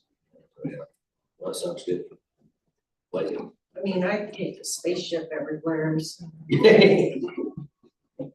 Thanks so much for all your. Yeah, it's a great presentation. Appreciate your time. Thanks Sorry for, I asked you many questions. Look forward to use this. it's not too many questions, there are never too many Well, it questions. seems like you have some pretty good answers, so. Thank you. We have an idea at least. So, we'll try it. Where it starts. Thank you, everybody. Cool, thanks, gang. With that, Tom, are we on a break till 7? We are, and when will dinner be here? 6:15. 35 minutes till dinner. Still expecting commissioners and. No, they're down. The recording has stopped. Slot, Chris. thanks, guys. The outside, I got to Yeah. Wow. It'll go, there was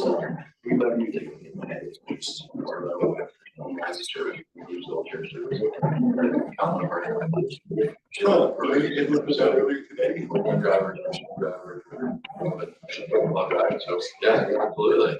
Yeah, I like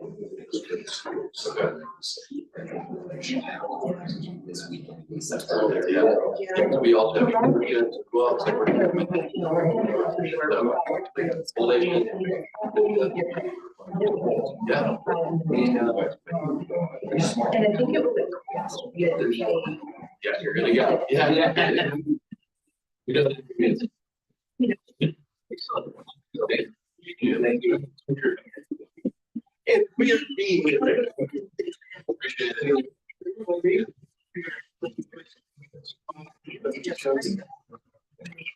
Are we staying here or? No, but are we staying here for you? You staying?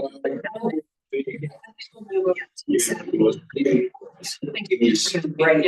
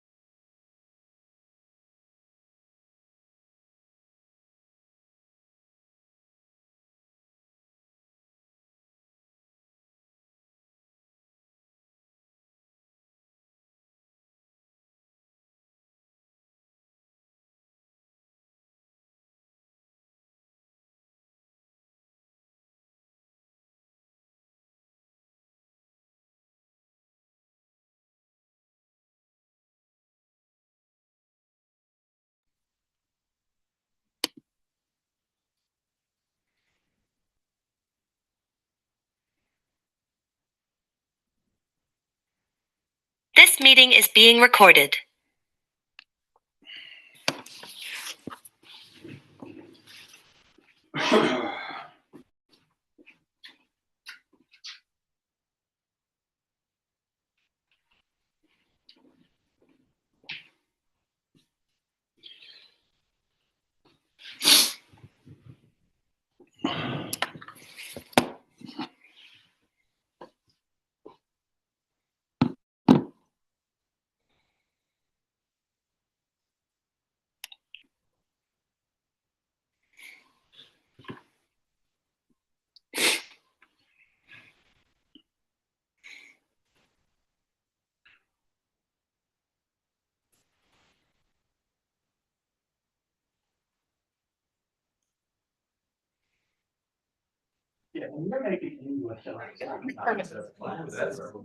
Excel and PowerPoint and, you know, and they set you up with classes. I lost Rick on the thing.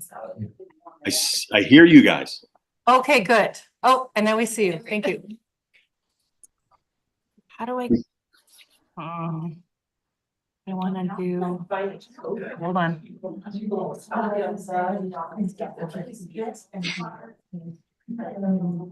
Thanks, Lisa, for keeping this safe. Oh, is that your side? I was stuck. No, I feel bad. Is this yours too? No. Is this Dan's?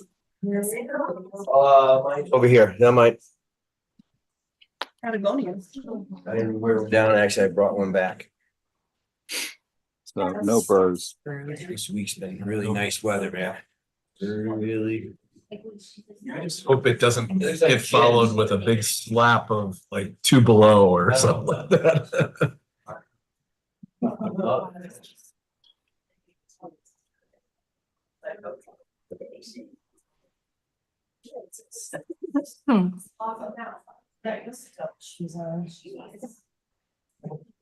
I know, I'm just thinking of like, I'm gonna go to pros. Going to pros for open mic and then riding my bike home. They do open mic? Yeah, it's so fun. You should go. Is it on Tuesday nights? Yeah, that's why. Every other week. That's true. Just you heard what she said? And go to pros for karaoke, and I'm gonna ride my bike home. Don't Bob Larrabee. Oh. Come on. Hey. Me and Tom were just talking about it today, because I crashed on mine and separated my ribs. There you go. I was all done before I was heading down on my motorcycle to South America, like 2 days before. And then you go. Oh my God. You know, I'm not gonna say when, but in the last couple months, I've had an incident where I had to walk the bike home. Yeah. So I'm not, you So know. you're prepared to do that if you have to. Yeah, but that's why I wish I had socks or different shoes. I'm not gonna, I have so much, I'm going to Denver tomorrow. So Neil Vaughn, I'm gonna, he crashed and broke his arm. I'm not gonna drink, I'll have 2 beers. Oh, 2 strong beers. Well, I gotta get up early, so I'm gonna exercise. You going How's it down to working, Anna? He's getting his eyes checked. Stupid, but I'm going there for that. All right, I'm excited. And then when you're ready, just say, Mr. Mayor, you're on mic and recording. Yes. Hi, can you guys hear me? Yes. Hello? Yep. Yes. Yes, we can hear you. Hey, when is public comment? As soon as the mayor calls for it, Okay. can you give me which an will be in the estimate? next couple of minutes. Okay, perfect. Thank you.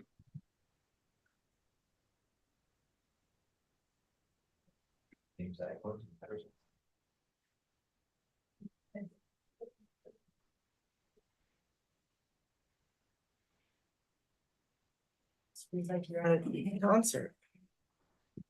And they have the big screens. Most when you get a chance. Wait, good quote. Steve. Mr. Mayor, we're live and ready to go whenever you are. Super, thanks, Anna.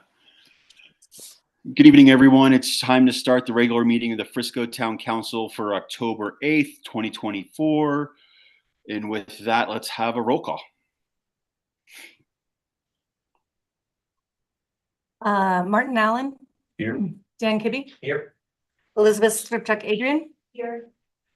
Rick Ginkin. Here.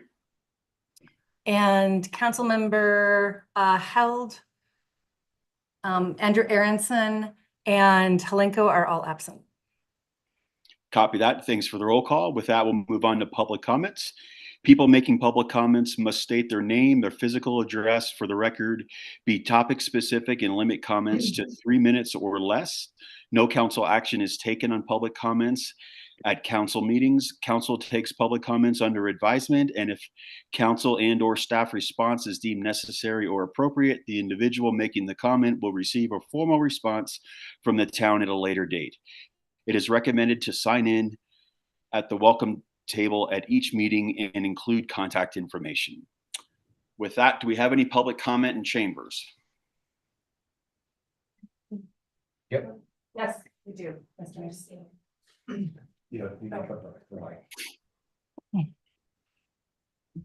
Hi, my name is Lori Huggins and my address is 414 8th Avenue.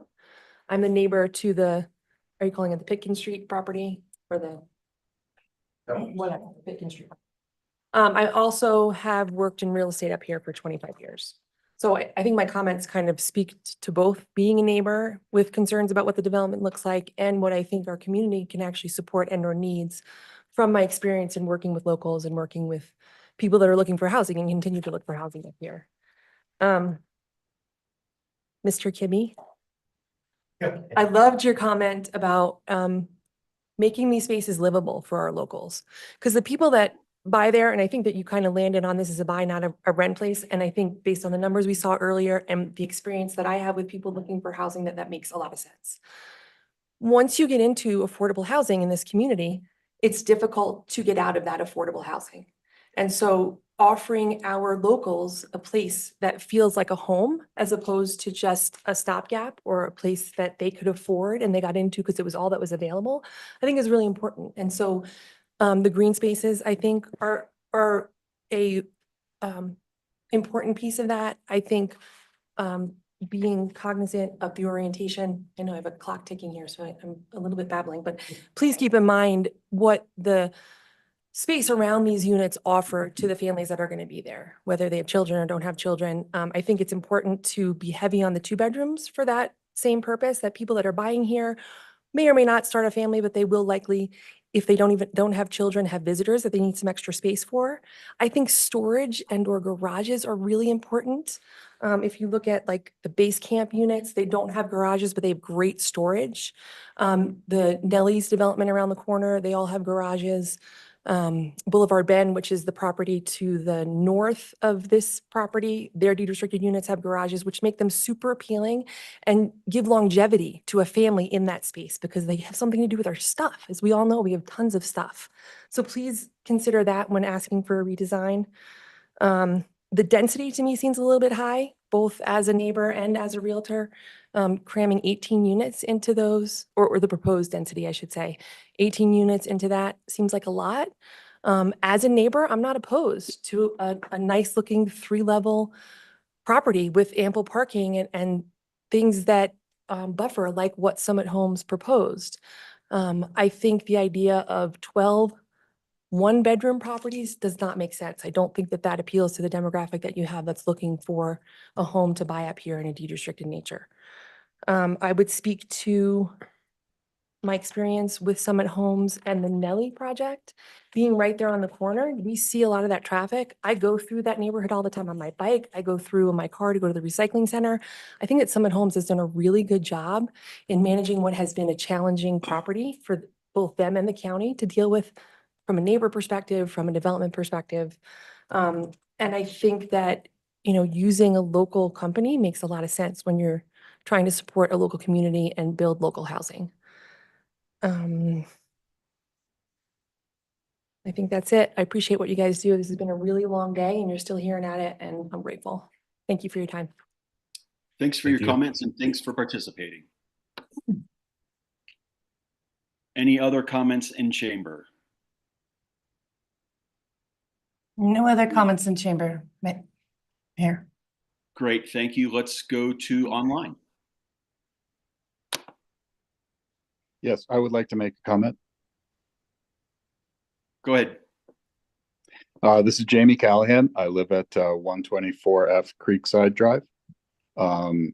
It's a two-pronged comment relating to the sort of recycling mandate for multi-unit dwellings. The first comment is that although it seems well-intentioned, in my experience in a neighborhood with a lot of short-term rentals during peak season, we feel that all of the garbage will be contaminated and will all end up going to the landfill, despite the fact that it's intended to help recycling. I honestly don't think it will work. And then second, the building codes, like underscored by the Emily Lane dumpster enclosure that was that's had their ribbon cutting yesterday, are over and above anything reasonable. For our association, we would have to spend a minimum of $200,000 to build dumpster enclosures to comply with this.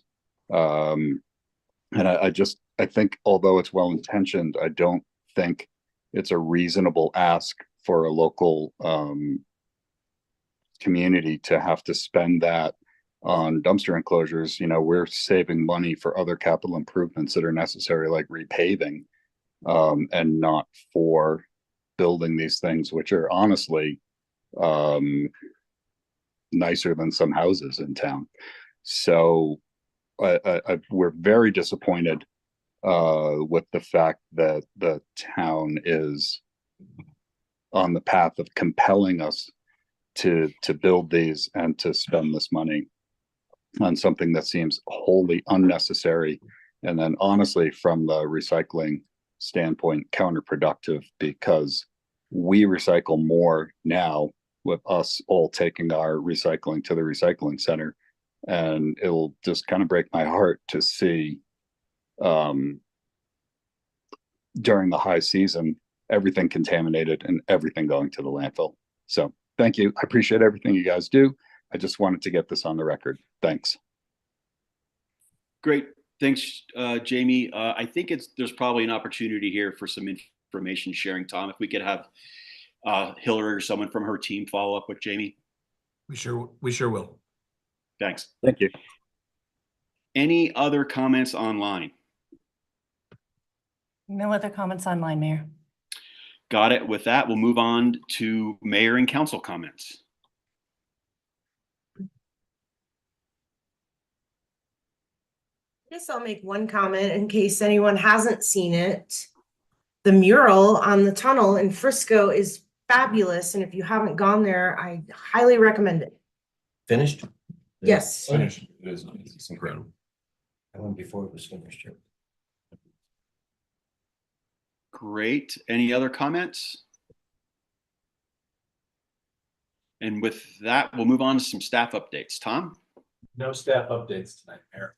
All right, great. With that, team, I would move on to the consent agenda and entertain a motion. Mr. Mayor, I move to approve the consent agenda. I second. We have a motion that's been moved and seconded. Please call the question. Gibby? Yes. Strickcheck Adrian? Yes. Allen? Yes. Incan? Yes. And Aronson, Kalenko, and Held are absent. Great. Thank you for that. With that, we'll move on to our first item of the evening, agenda item number 1, a first reading of ordinance 24-12, an ordinance amending chapter 180 of the Code of Ordinances of the Town of Frisco concerning Unified Development Code by amending sections 180-5.1 concerning table of uses, adding a new section 180-5.2.15 concerning healing centers and natural medicine services, and amending sections 180-9.3 concerning the definition of medical office, each to provide reasonable restrictions on the locations for healing centers and natural medicine services pursuant to the Colorado Natural Medicine Health Act of 2022. And with that. Thank you, Rick. Yeah. This is Katie. I'm gonna Thanks, give a Katie. brief Wow. presentation. Yeah. I needed one item. So, very brief, and Thad is here obviously to answer any legal questions on this for you. I do need help, it looks like, sorry. While we're pulling this up, and I'm gonna sidetrack a minute, Jamie, if you could get a hold of me, I have updates for you on the recycling code changes we're making, and we're proposing them in 2 weeks. So I would love to get that to you, but I don't have your info, so, and he just logged off. We've got it. No, you have it? Can you give it to me? I'll give him an update. Okay, Thanks, Katie. yes. I don't know why, but just arrow. Okay.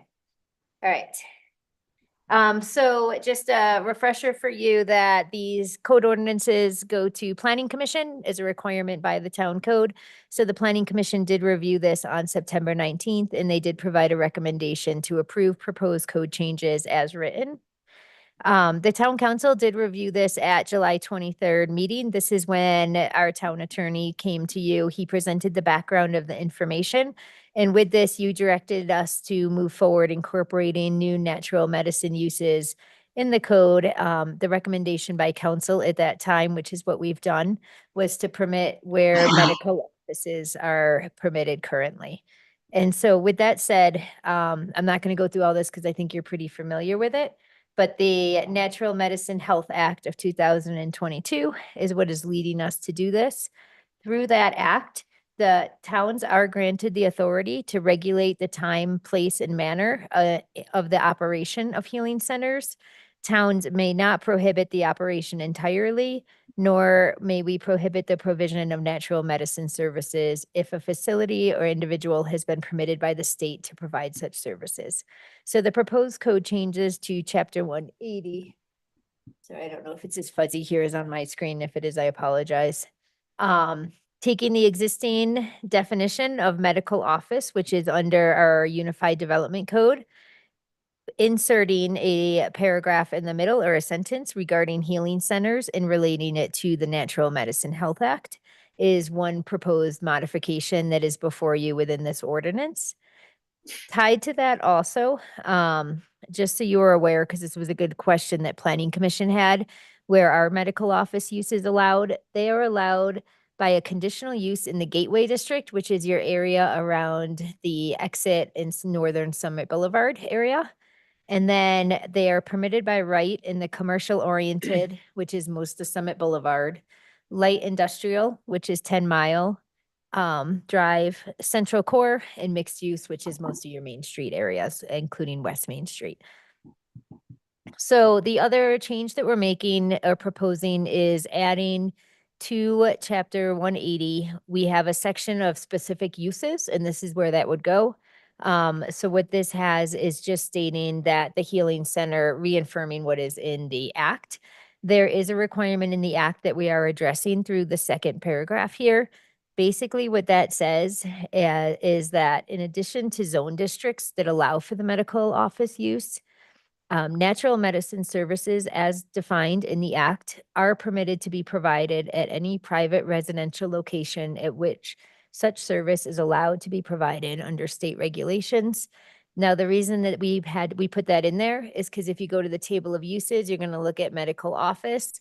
And now we'll have a note saying also look at 5.2.15 so that the requirement for residences per law is specific to this, and it's not just allowed in all residential districts, is a general use for medical office. So thank you to Thad who wrote these for us.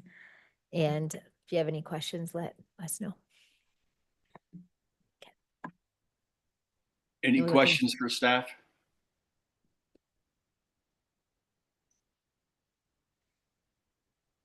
Not hearing any questions, I'll open it to public comment. Any public comment in chambers?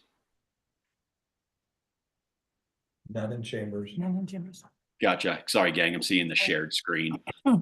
Any online? None online. Thank you. With that, I'll come back to council for further discussion or perhaps a motion. Or is it? We have any discussion? Nope. I don't need to. Are we just looking for a motion to, You have to read the thing. You don't have to Agenda read. item number Oh, one. it's already read. Oh, yeah, I right. make a motion to Oh, approve okay. that. I make a motion to approve as stated. I'll second it. Great. We have a motion that's been made and seconded. Please call the question. Skipjack Adrian, Yes. Alan, Yes. Incan, Yes. Kitty, Yes.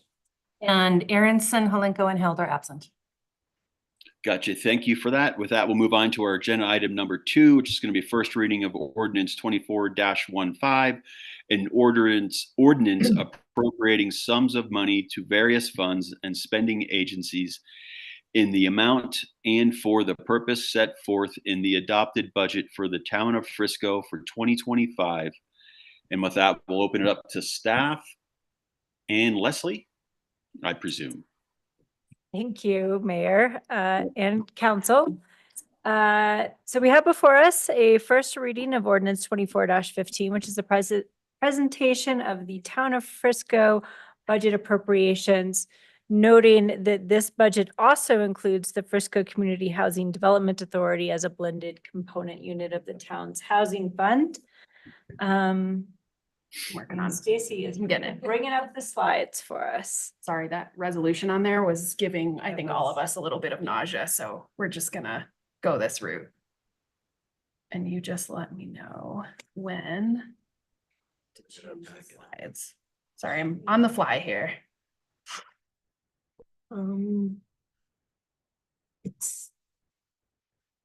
So this is a high-level presentation following up what we looked at during the council work session on September 10th, which was much more in-depth and going through the information fund by fund.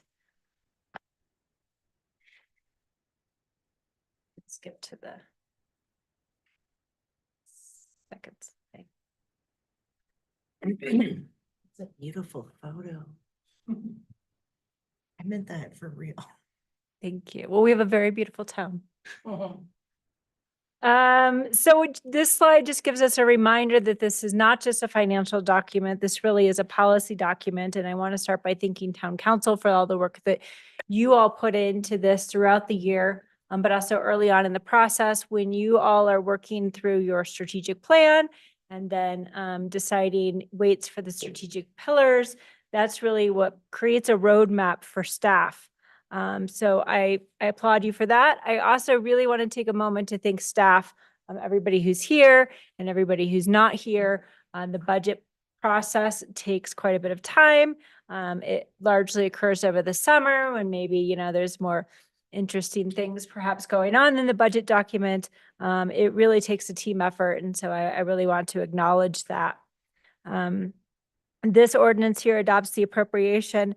Those are what give the staff the spending authority to carry out the projects that have been planned within 2025. And our packet includes the proposed ordinance, but also a proposed budget that we're discussing tonight. The town's charter requires the adoption of a balanced budget.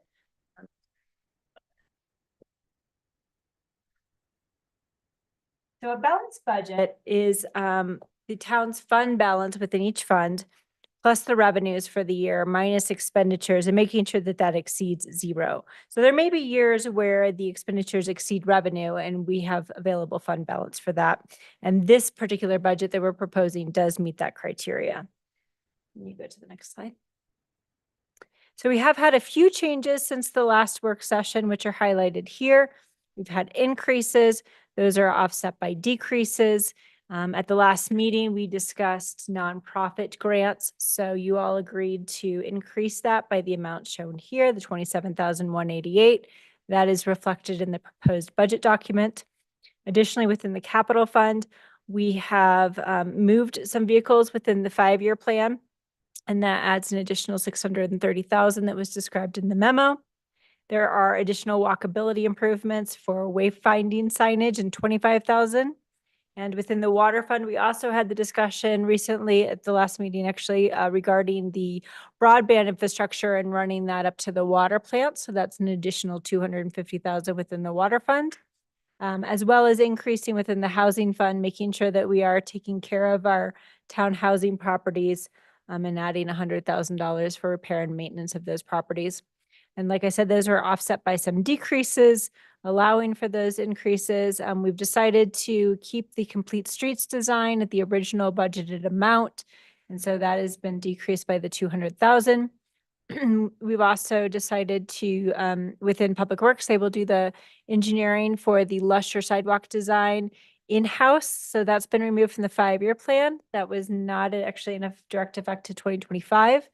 Also within the 5-year plan in 2027, we've reduced the scope of that Miners Creek Recreation Path Bridge, as well as based upon the discussion of fiber infrastructure, we've removed that in future years as it was decided to keep that at the original scope that was budgeted for 2025. And then within the water fund, the PFAS mitigation construction that's been included in there, that's really kind of an unknown number. We've adjusted that just to have for a healthier fund balance at the end of the day within the water fund. And of course, that's something that would come back to council before we make any progress on actually moving forward with any PFAS construction. Next slide. So just to give a high level picture of revenues by fund, we are seeing some flattening trends. You can specifically see this within the general fund. We had been used to some years of increased growth, and we are tempering our view of that. We've looked to the Colorado Legislative Council for growth in the mountain communities of about 2.5%. That is less than the Front Range. We have been seeing slowed growth related to visitation across the mountain communities, across Summit County, and this is consistent with that. The revenue really drives a lot of our budget and expenditures, and so that's why I wanted to start with this. You do see some fluctuations within the capital fund, housing fund, and water fund. Those fluctuations are all related to grant funding. So within 2024, we had received more grant funding in the capital fund, so you see the decrease, and then you're seeing the opposite within the housing fund and water fund, where we're projecting receiving grant funding in 2025 for housing, and then in the water fund related to PFAS. Also noting that in addition to the taxes of the 2.5% growth that we're projecting, we have made an effort to match fees with some slight increases as well, so that that is a fair across the board assessment. Next slide. Here's some information on proposed budget and comparing 2024 projections to 2025 proposed. In this slide, the total revenue for 2025 proposed is $47,750,813. The proposed expenditures are $54,304,126. Again, we have available fund balances to use towards some of these projects. Particularly, you see the increase in the water fund that's related to that PFAS project that is coming from fund balance. So overall, you are seeing largely a lot of consistency across the years. You do see in the capital fund in 2024 that spike up. We are almost complete with the Slopeside Hall. So that was a large expenditure in 2024. And then we also have Old Town Hall is in progress. And we have fewer projects proposed in 2025. This is also a time to remind everybody that if we have projects that are not completed at the end of 2024 that were budgeted in 2024, which we're projecting in these 2024 numbers, we generally come back to you in February and discuss any projects that need to have budget rolled over to the next year to 2025. So that will happen separately. And then, like I mentioned, in the water fund, you see that spike related to the construction for PFAS. But other than that, the general fund, which is by far and above our largest fund of expenditures, pretty maintained there across revenues and expenditures. You do have a little dip for 2024 expenditures. That's really related to savings that we are accomplishing that are putting us below budget. Next slide. And then ending fund balances. So this is really kind of the town's bank account. We are looking to end 2025 with a fund balance of 36,280,473. We do have some unavailable fund balances. This chart is showing us available fund balance. And unavailable fund balance can be related to a Tabor Reserve Taxpayer Bill of Rights that we're required to have by the state of Colorado. That's approximately 3% of our revenues, minus some things like grants that we don't need to count. It also excludes non-liquid items such as inventory that we might have at different town facilities, as well as capital assets such as vehicles and boats within the Marina Fund, or the water fund, and any of our pipes and equipment within those funds that are enterprise funds and operate like businesses. So I'd also like to point out in this slide, the council set reserve. The reason that the council set reserve for the general fund in 2025 looks a little bit higher than the available fund balance is that difference between the Tabor Reserve, because that is set aside specifically for a quote unquote rainy day in the case of emergency. We have not we are including that in meeting the council set reserve. And then any of those excess funds are transferred over to the capital fund. So that's the reason you see the decrease in the fund balance in the general fund, is that we're not keeping any of that excess amount within the general fund. We are transferring that over and utilizing that within our 5-year plan. And then the water fund decrease is again related to the PFAS project that we've talked about, and all other funds are pretty stable. Also worth pointing out is that the Marina Fund, we are aiming to get back to that council set reserve in 2025, where we had previously fallen below that. Next slide. One thing I'd also like to mention, and this particularly comes up in the general fund, is that we did not add any new positions within 2025. You can see here for 2025 revenue and expenditures that those numbers are pretty close. It goes back to what I was speaking to about slowed growth and visitation. We are keeping this in mind, especially for 2026 budget, and making sure that we are keeping a close eye on where revenue is headed to, as well as making sure that we're being conservative in the spending of those funds.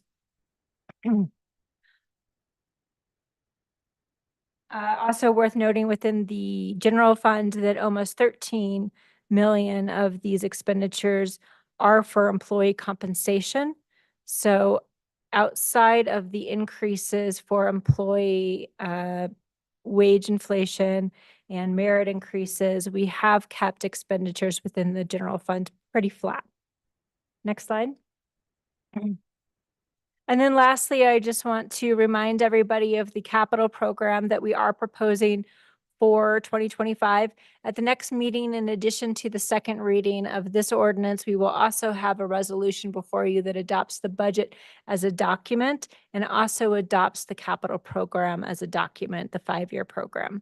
So included for 2025 within the capital program, we have the energy performance contract, where we will address any energy savings that the town can recognize.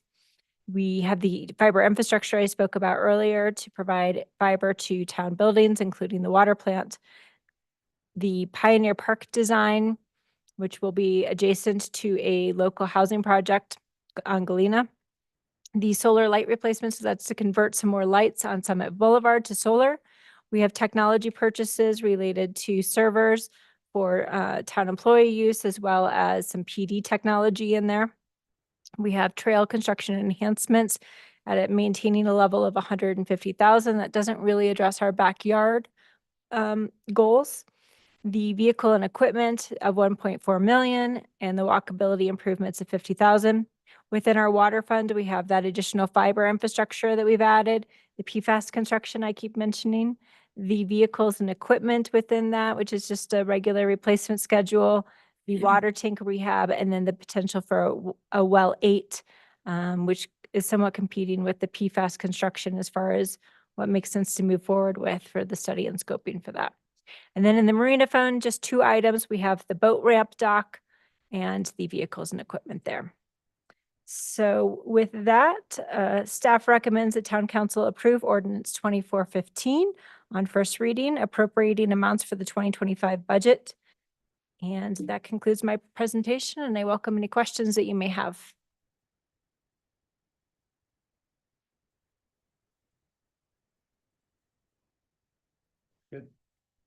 Thank you for the presentation. I'll make a motion to approve ordinance 2415. Appropriating sums of money to various funds and spending agencies. Mr. Mayor, point of order, we need to open a public hearing. Yep, you're on it. Okay. Thank you. Apologies. Oh, you're on mute, Mr. Mayor. Mr. Mayor, you're on, oh, there we go. How about now? Yes. Cool. Thanks, gang. Sorry about that. Martin, thank you very much for the comments. However, we're going to open it up quickly to public comment. Do we have any in chambers or online? No online. No in chambers. Thank you. And then we'll come back to council for any further discussion. I've got a couple of things I wanted to hit if anyone else has any other comments. I wanted to say two things. Thanks, Tom, for the work plan that you shared in the email for the work plan for 2025. That was very helpful to keep track of everything. And my other point was, on the capital topic, gang, I'm going to take this opportunity instead of council and mayor comments to say, I'm looking with Tom and staff for the first quarter, hopefully January, February, to get together as a group and have a retreat to discuss our capital plan moving forward. And with that, I would entertain a motion. I return to making my motion to approve the first reading of ordinance 2415, ordinance appropriating sums of money to various funds and spending agencies. Second that. Thank you. We have a motion and a second. Please call the question. Alan? Yes. Aiken? Yes. Kitty? Yes. Scripter Adrian? Yes. And Aronson, Halinko, and Held are absent. Copy that. Thank you. With that, that motion is passed. Leslie, don't go far. We're moving on to our third agenda item of the evening, and ordinance 24-16, an ordinance setting the mill levy within the town of Frisco for 2025. And with that, we'll open it up. And Leslie. Thank you. So this ordinance is required in order to certify the amounts with the county assessor on an annual basis. So this ordinance allows the town to meet that requirement. This mill levy amount proposed is unchanged from the current year. So no change between 2024 and 2025. This 0.798 mills is the maximum amount that we are allowed to propose without an election. This amount equals $299,092. So that is a relatively small amount of property tax collections within the town of Frisco as compared to what everybody's total bill is.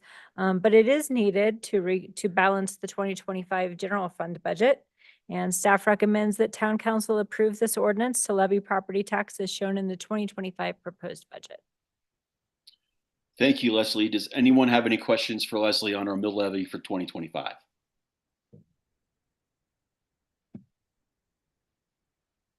Not hearing any questions, I'll open it up for public comment.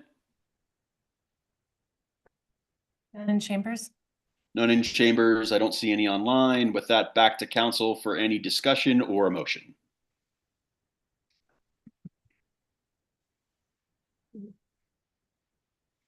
Make a motion, council approves the first reading ordinance 2416, ordinance letting the mill levy within the town of Frisco, setting the mill levy within the town of Frisco for 2025.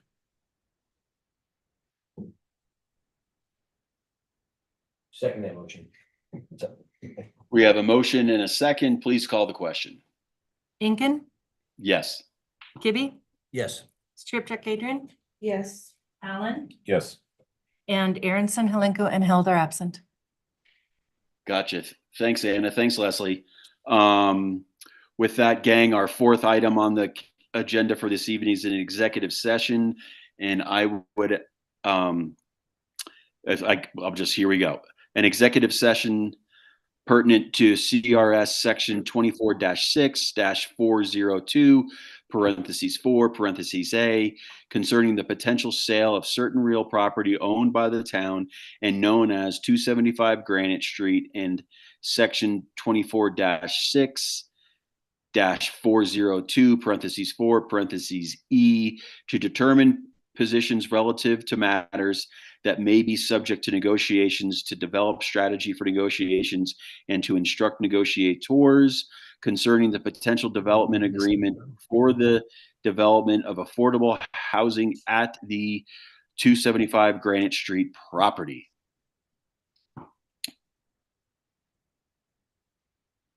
And with that, I'd entertain a motion to go into executive Yes, session. I move, we have a motion. I move for a motion to leave regular session, enter executive session to discuss agenda item 4, executive session pursuant to CRS section 246402.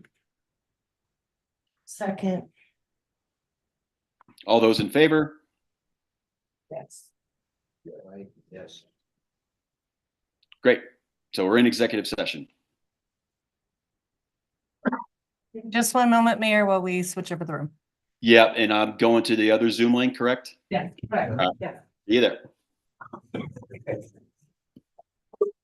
Also, that. The recording has stopped. Because it's done our free, okay, so then we're discussing. You don't have to be ready for it. You either have to be. It's okay.